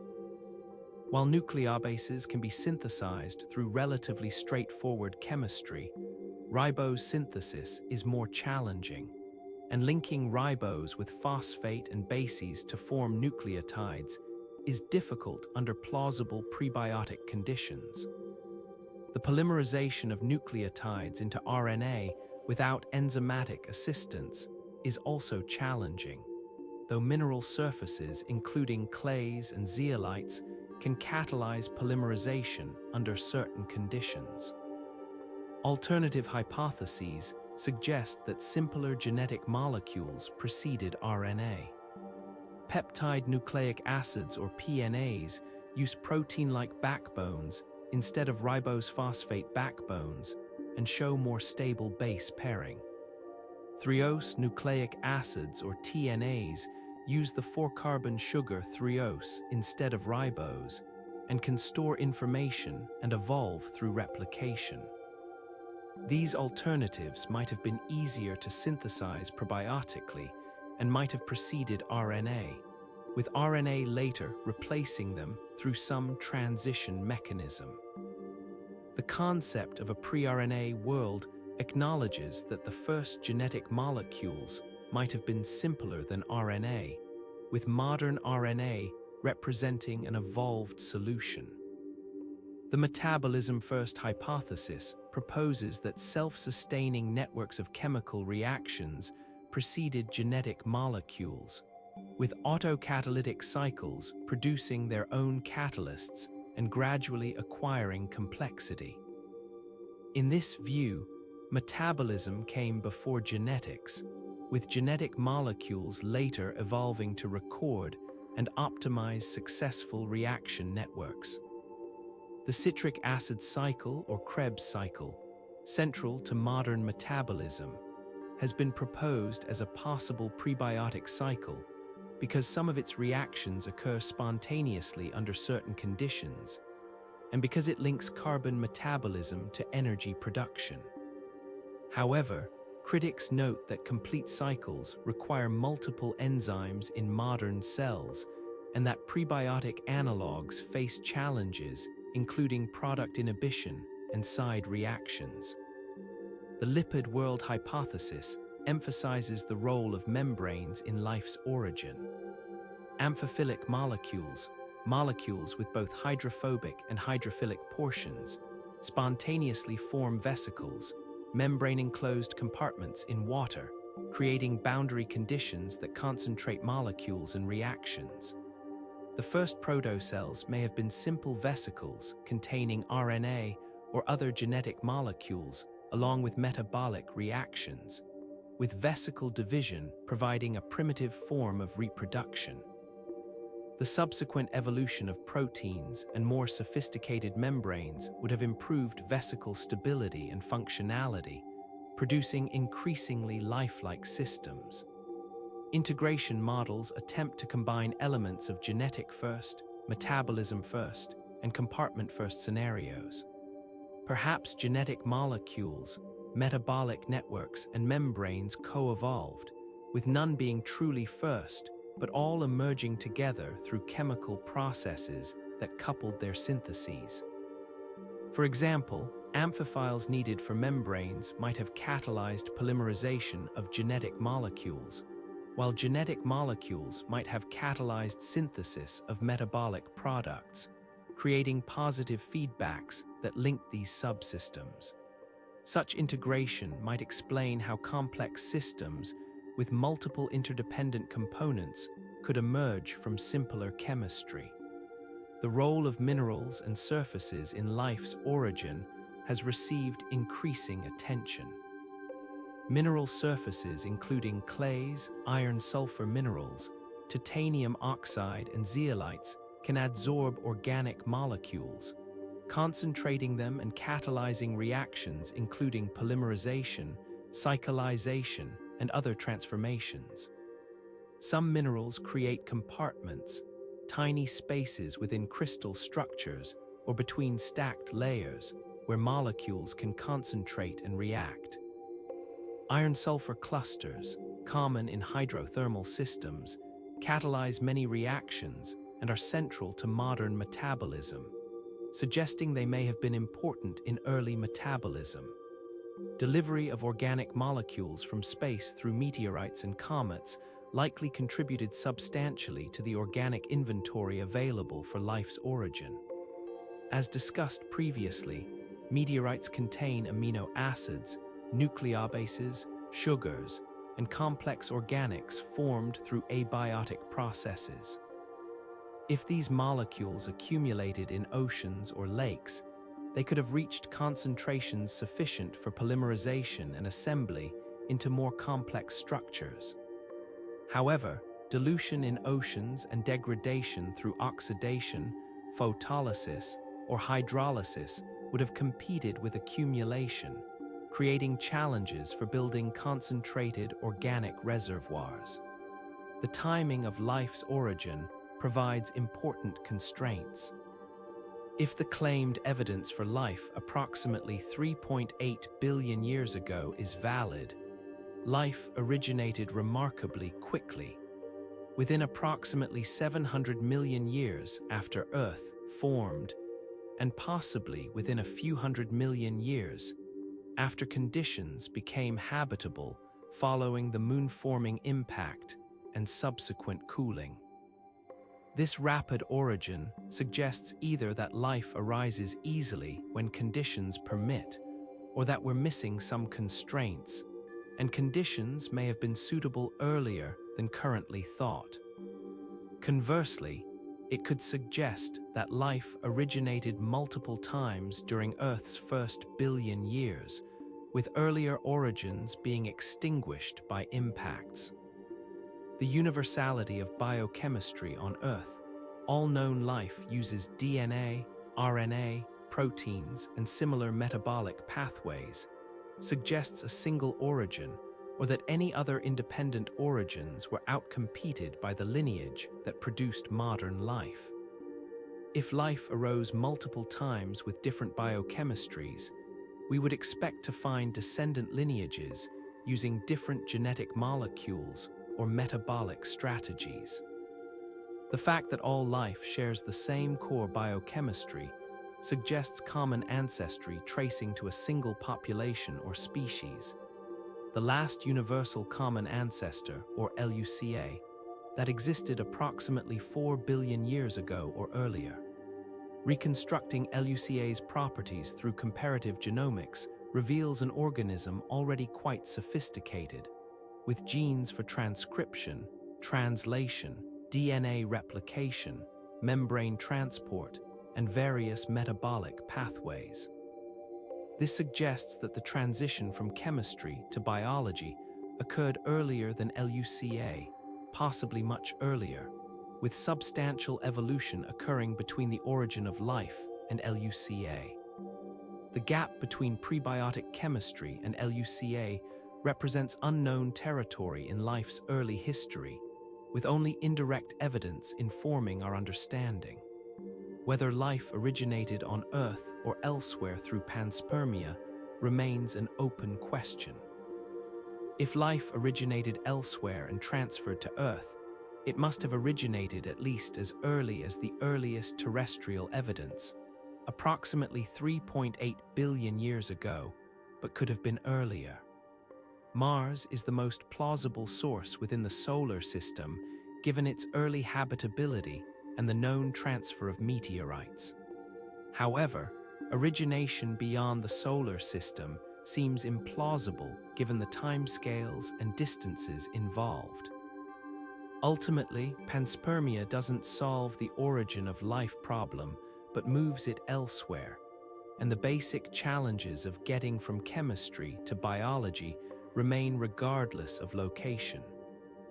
The evolution of life on Earth was influenced by cosmic events including supernovae, asteroid impacts, and radiation. The history of life on Earth has been shaped not only by terrestrial processes, but also by cosmic events and extraterrestrial influences that have affected evolutionary trajectories, caused mass extinctions, and altered environmental conditions.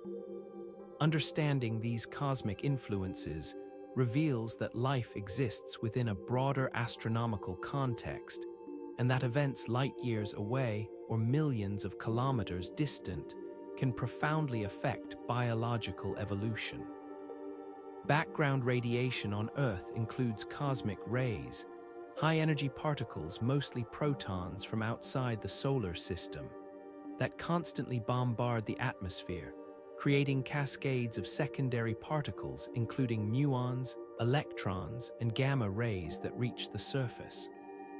The cosmic ray flux is modulated by the Sun's magnetic field, which deflects some cosmic rays, and by Earth's magnetic field, which channels cosmic rays toward the poles. The radiation dose from cosmic rays at sea level is approximately 30 micrograys per year, a small fraction of total natural background radiation, which is dominated by radon gas and radioactive isotopes in rocks and soil. Cosmic rays contribute to mutation rates in organisms, with high-energy particles potentially causing DNA damage through direct ionization or through secondary radiation. However, the contribution is small compared to other mutation sources, including ultraviolet radiation, thermal fluctuations, and errors in DNA replication. Increases in cosmic ray flux due to weakening of Earth's magnetic field during geomagnetic reversals or due to nearby supernova explosions could increase mutation rates, potentially affecting evolution. However, quantifying these effects is challenging, and whether cosmic ray variations have substantially influenced evolution remains speculative. Supernovae, the explosive deaths of massive stars, could affect Earth in several ways depending on distance. A supernova closer than approximately 25 light-years would bathe Earth in intense X-ray and ultraviolet radiation, potentially damaging the ozone layer and allowing increased surface ultraviolet exposure. The radiation would also ionize the upper atmosphere, potentially causing cooling through increased cloud formation. Gamma-ray bursts, even more energetic events occurring during supernova explosions or neutron star mergers, could be lethal at greater distances, with significant effects possible from bursts within thousands of light-years if beamed toward Earth. Evidence for nearby supernovae comes from isotopic anomalies in ocean sediments and ice cores. Iron-60, a radioactive isotope with a half-life of approximately 2.6 million years, that is not produced naturally on Earth, but is produced in supernovae, has been found in ocean sediments at layers corresponding to approximately 2 to 3 million years ago and approximately 8 million years ago. The abundance and distribution suggest that one or more supernovae occurred within approximately 300 light-years of Earth at these times, close enough to deposit debris, but probably not close enough to cause major biological effects. Mass extinctions, periods when large fractions of species disappear within geologically short intervals, punctuate the history of life, with 5 major mass extinctions identified plus numerous smaller events. While most extinctions have clear terrestrial causes including volcanism, climate change, and asteroid impacts, cosmic causes have been proposed for some events. The Ordovician extinction approximately 445 million years ago, which killed approximately 85% of species, has been tentatively linked to a gamma ray burst based on the extinction pattern, though evidence is indirect and alternative explanations exist. The Cretaceous-Paleogene extinction, approximately 66 million years ago, which killed the non-avian dinosaurs along with approximately 75% of species, was caused by the impact of an asteroid approximately 10 kilometers in diameter in what is now the Yucatan Peninsula of Mexico. The impact excavated the Chicxulub crater approximately 180 kilometers in diameter and released energy equivalent to approximately 10 billion Hiroshima bombs. The impact ejected enormous amounts of material into the atmosphere, causing darkness that lasted months to years, global cooling from sulfate aerosols, and acid rain from vaporized sulfur-rich rocks. The extinction pattern following the Chicxulub impact illustrates how a cosmic event, the asteroid originated from the asteroid belt, having been perturbed into an Earth-crossing orbit through gravitational interactions, reshaped life's trajectory. Large animals, including all dinosaurs except birds, were selectively killed, while smaller animals, including mammals, survived in greater proportions. This created ecological opportunities for surviving lineages, with mammals diversifying in the aftermath to fill niches previously occupied by dinosaurs. The subsequent evolution of mammals, including primates and eventually humans, traces directly to the ecological reorganization following this impact. Without the Chicxulub impact, dinosaurs might have continued dominating terrestrial ecosystems, potentially preventing mammals from diversifying into the ecological roles they subsequently filled. Whether intelligence would have evolved in dinosaurs given more time is unknowable, but has been the subject of speculation. The fact that mammals only achieved ecological dominance after dinosaurs were removed suggests that the impact was crucial for human evolution.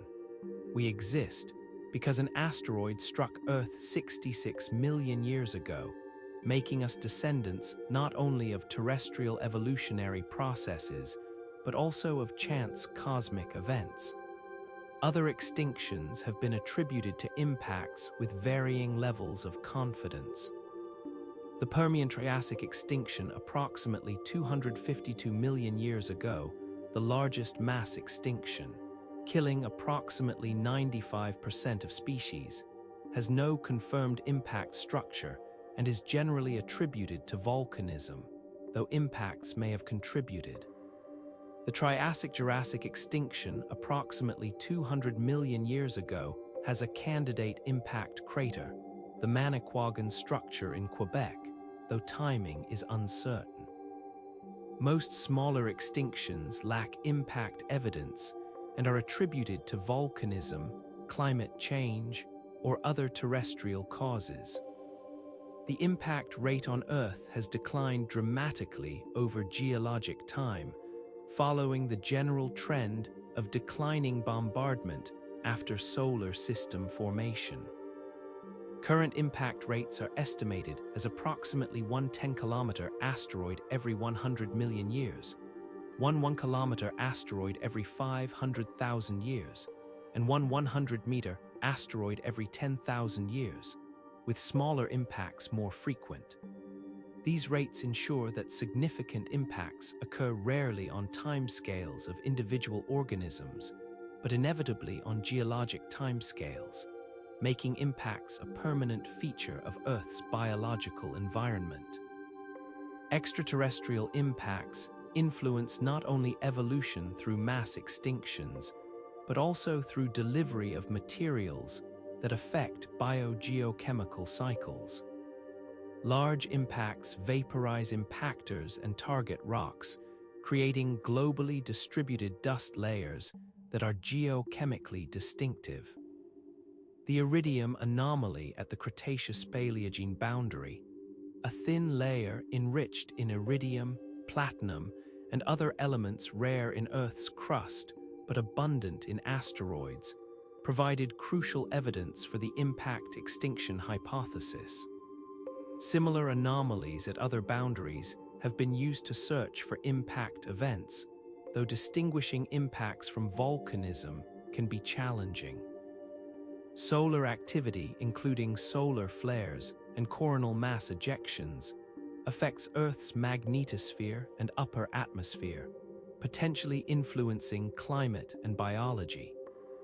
Energetic particle events from the Sun increase radiation exposure for organisms at high altitudes or high latitudes where magnetic field protection is weaker. Historical superflares, rare but intense solar events far larger than typical flares, have been detected on Sun-like stars and could have affected early Earth if similar events occurred on the young Sun. However, quantifying biological effects of solar activity is difficult, and clear examples of evolutionary consequences remain elusive. The Sun's gradual brightening over geologic time, increasing approximately 75% from formation to present, has driven long-term climate evolution on Earth. The faint young sun problem refers to the paradox that the young sun was too dim to keep Earth above freezing with current atmospheric composition, yet evidence suggests Earth had liquid water during this period. Proposed solutions include greenhouse gases, carbon dioxide, methane, or others, maintaining warmth despite low solar output. The subsequent increase in solar luminosity has required declining greenhouse gas concentrations to prevent overheating, illustrating how Earth's climate responds to stellar evolution. The Sun will continue brightening, eventually becoming so luminous that Earth overheats regardless of greenhouse gas concentrations. Models suggest that in approximately 1 to 2 billion years, solar luminosity will be sufficient to trigger runaway greenhouse warming where oceans evaporate, water vapor. A potent greenhouse gas amplifies warming and surface temperatures reach hundreds of degrees. This will end Earth's habitability for complex life long before the Sun's red giant phase in approximately 5 billion years. From this perspective, complex life on Earth has already existed for approximately 70% of its total possible duration, with remaining time limited by the Sun's evolution. Understanding cosmic influences on evolution reveals that life exists at the intersection of biology, geology, and astronomy. Evolutionary trajectories are shaped by terrestrial processes, but punctuated by cosmic events that can redirect evolution or even threaten life's existence. The emergence of intelligence on Earth reflects not only billions of years of evolution, but also chance events, including the timing of asteroid impacts that removed dominant groups and created opportunities for others. Our existence depends on cosmic accidents as much as biological inevitabilities. The search for extraterrestrial life examines whether life has arisen elsewhere in the universe.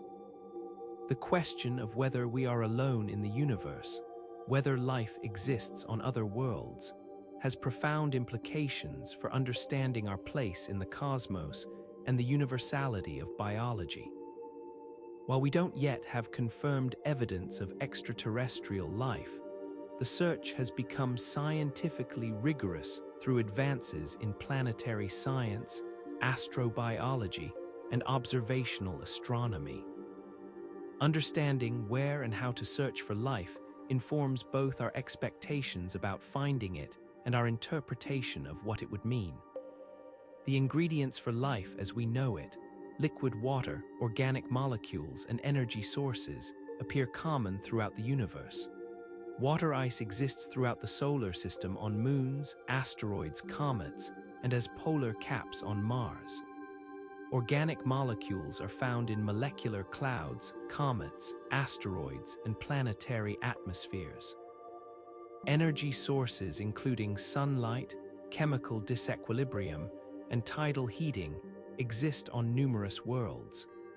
This ubiquity of life's prerequisites suggests that habitable environments may be common, making the existence of life elsewhere plausible, if not likely.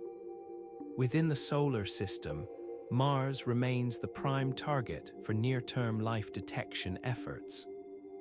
Mars had abundant surface water approximately 4 billion years ago, with evidence including valley networks, ancient lake beds, and mineralogical signatures of sustained aqueous conditions. If life originated during this clement period, it might persist in subsurface refugia where liquid water exists, and where organisms would be protected from surface radiation. The detection of methane in Mars's atmosphere, with concentrations varying seasonally and spatially, suggests active processes that could be geological or biological, though distinguishing these possibilities requires additional data. Multiple Mars missions have searched for life or its signatures. The Viking landers in the 1970s conducted experiments testing for metabolic activity, with results that were mostly negative, though some ambiguities remain. The current Mars rovers, including Curiosity and Perseverance, are equipped to detect organic molecules and signs of past habitability, with Perseverance collecting samples for potential return to Earth, where sophisticated laboratory analyses could detect biosignatures that rovers cannot. The discovery of organic molecules, including chlorobenzene and various thiols by Curiosity, demonstrates that organic chemistry occurs on Mars, though whether this chemistry is biological or abiological remains undetermined. Enceladus, a moon of Saturn, emerges as another prime target following Cassini observations, revealing plumes of water vapor and ice particles erupting from cracks in the south polar ice shell. The plumes originate from a subsurface ocean tens of kilometers beneath the ice, with tidal heating from Saturn providing energy. Cassini flew through the plumes, detecting water, salts, organic molecules, and possibly amino acids, the basic conditions for life. Future missions could sample the plumes more thoroughly or even land on Enceladus to analyze surface material, potentially detecting biosignatures from the interior ocean. Europa, a moon of Jupiter, has a global subsurface ocean beneath an ice shell approximately 10 to 30 kilometers thick, containing potentially twice as much water as Earth's oceans. Tidal heating from Jupiter maintains liquid water despite the moon's distance from the sun. The ocean may contact a rocky seafloor where hydrothermal chemistry could provide energy, creating conditions analogous to Earth's deep-sea hydrothermal vents where chemosynthetic ecosystems thrive.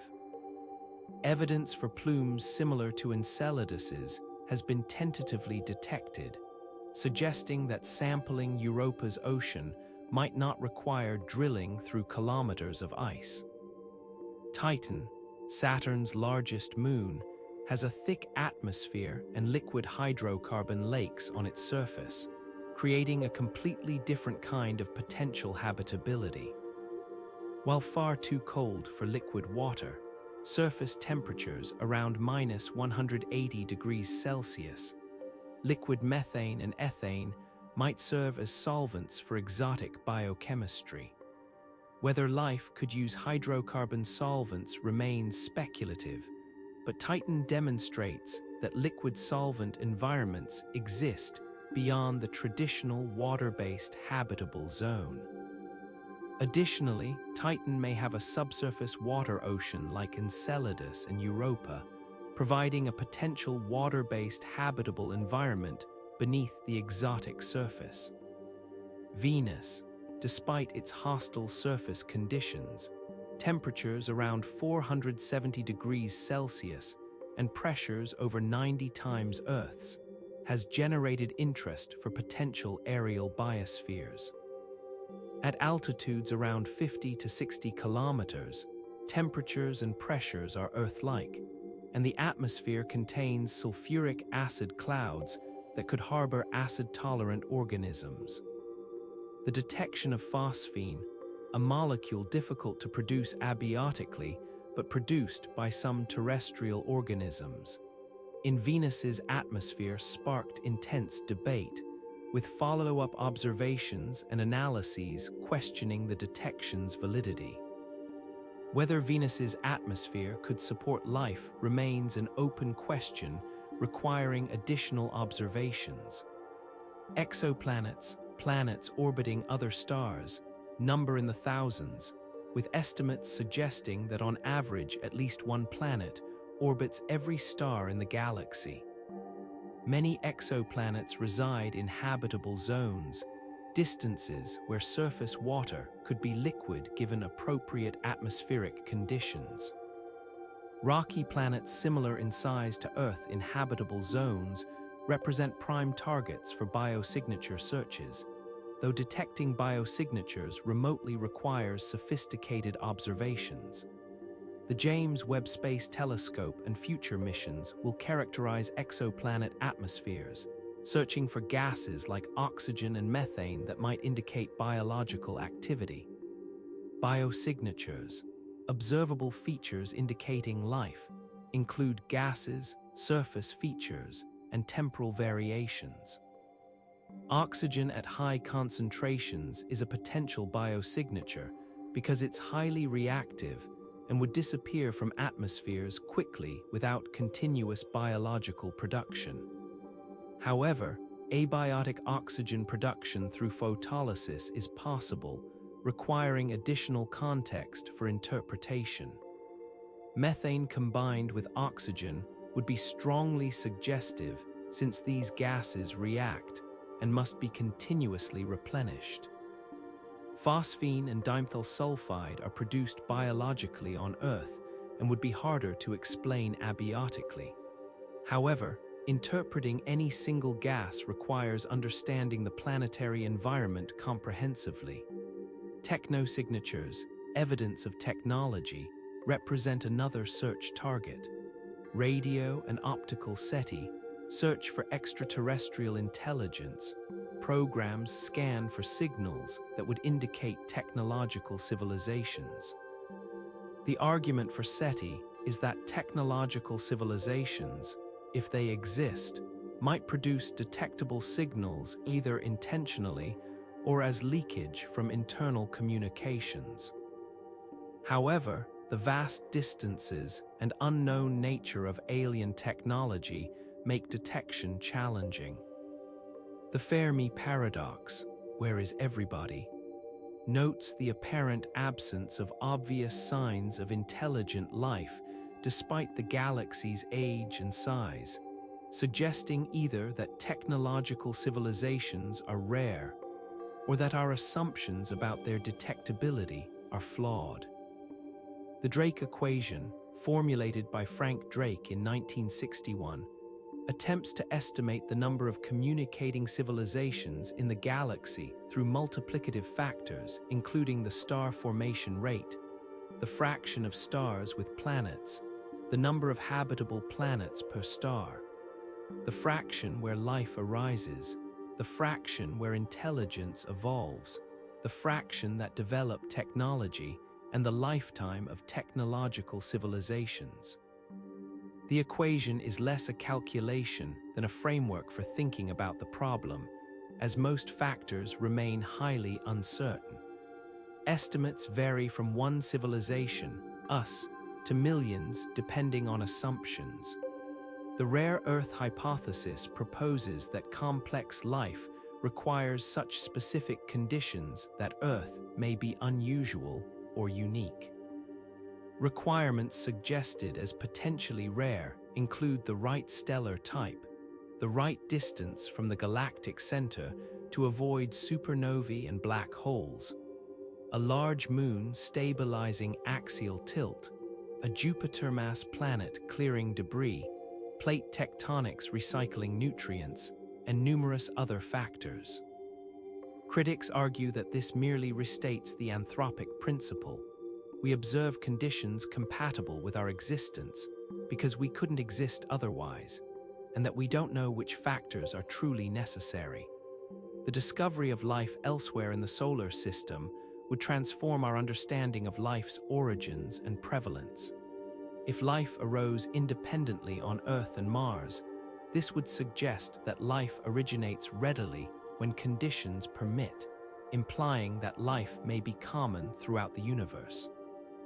If life on Mars shared a common ancestor with Earth life through panspermia, this would demonstrate interplanetary transfer without resolving the question of life's frequency. The biochemistry of extraterrestrial life, whether similar to or different from terrestrial life, would reveal which aspects of biochemistry are universal versus contingent. The philosophical and cultural implications of discovering extraterrestrial life, especially intelligent life, would be profound. It would confirm that Earth is not unique as an abode of life, suggesting that the universe teems with biology. It would provide context for understanding human existence within a broader cosmic perspective.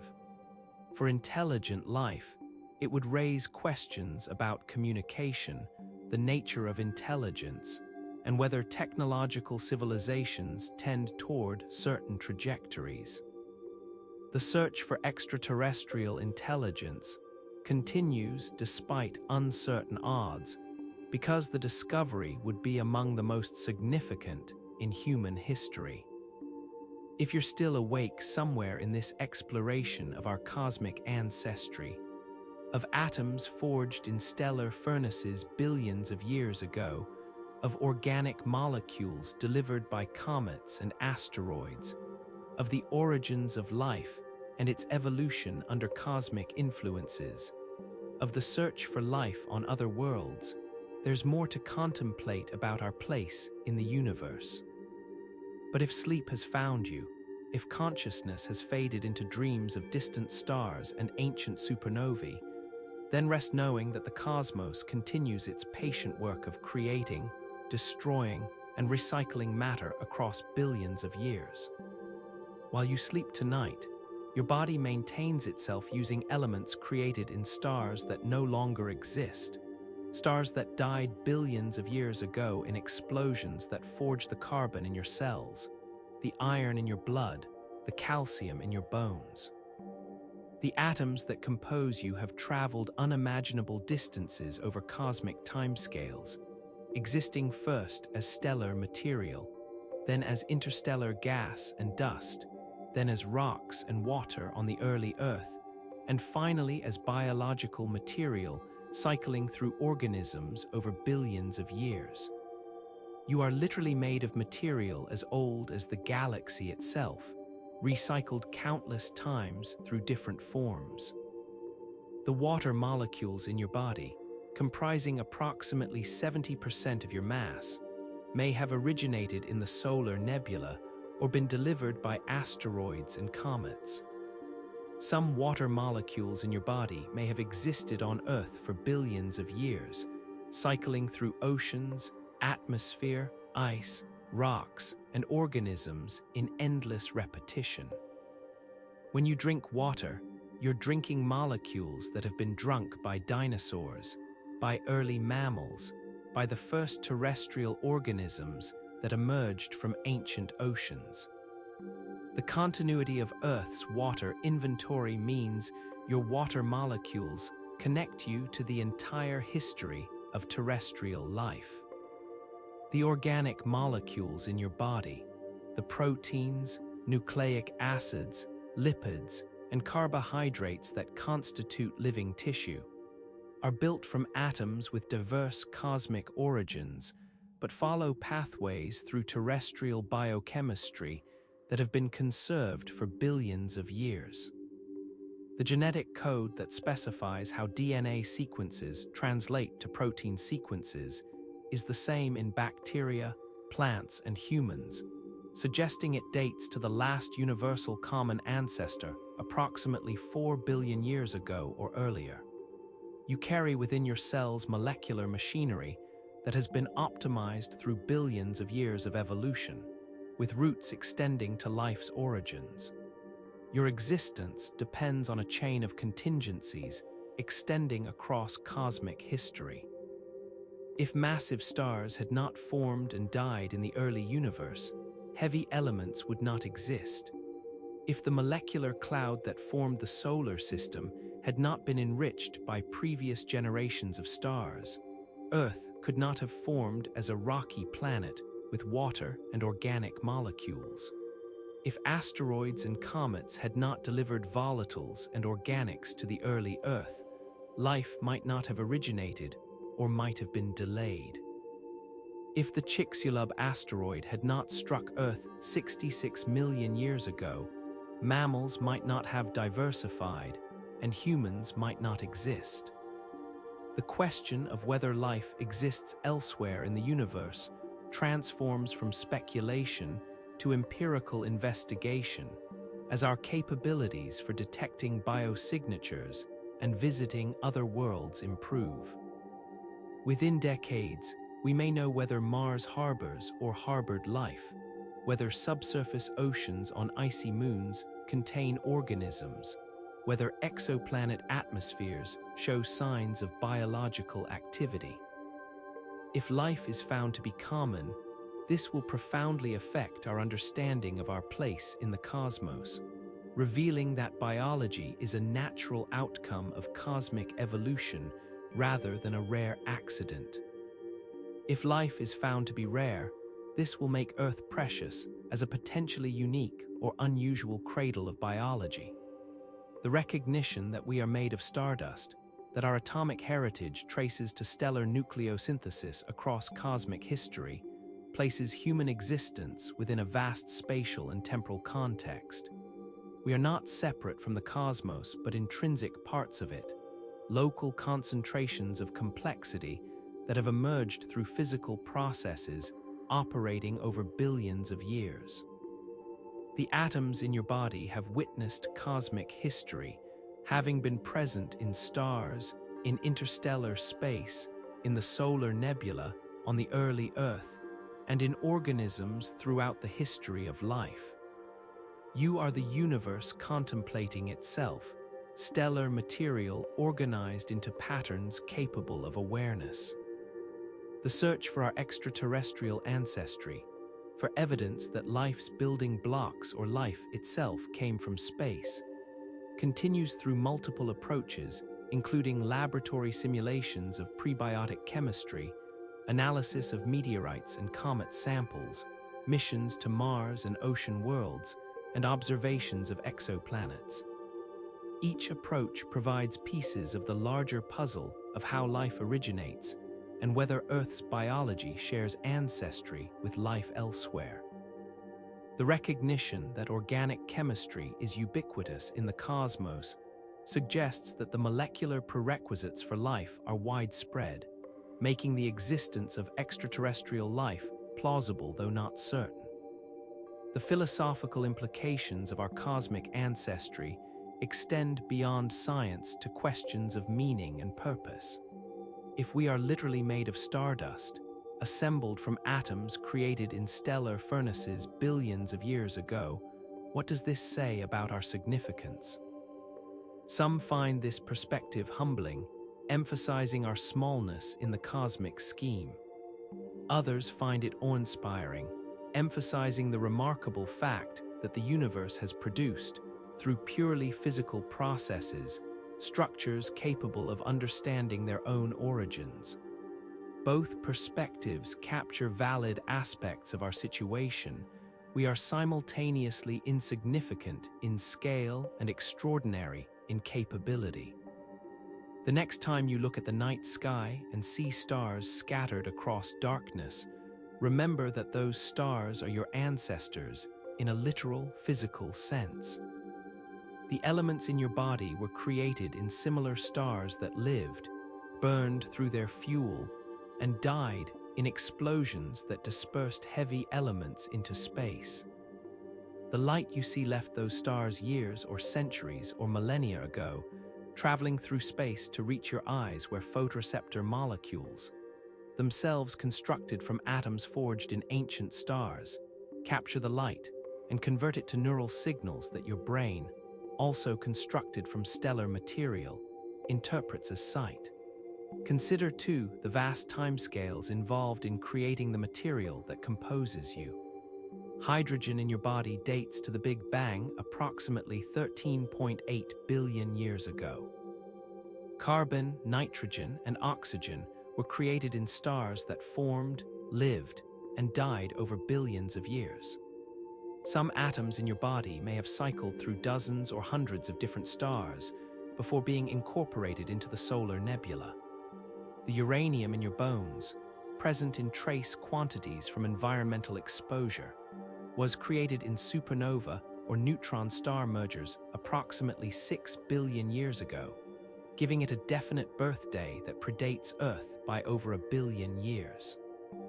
The story of our cosmic ancestry is still being written as new discoveries reveal more about stellar nucleosynthesis, solar system formation, organic chemistry in space, the origin of life, and the possibilities for life elsewhere.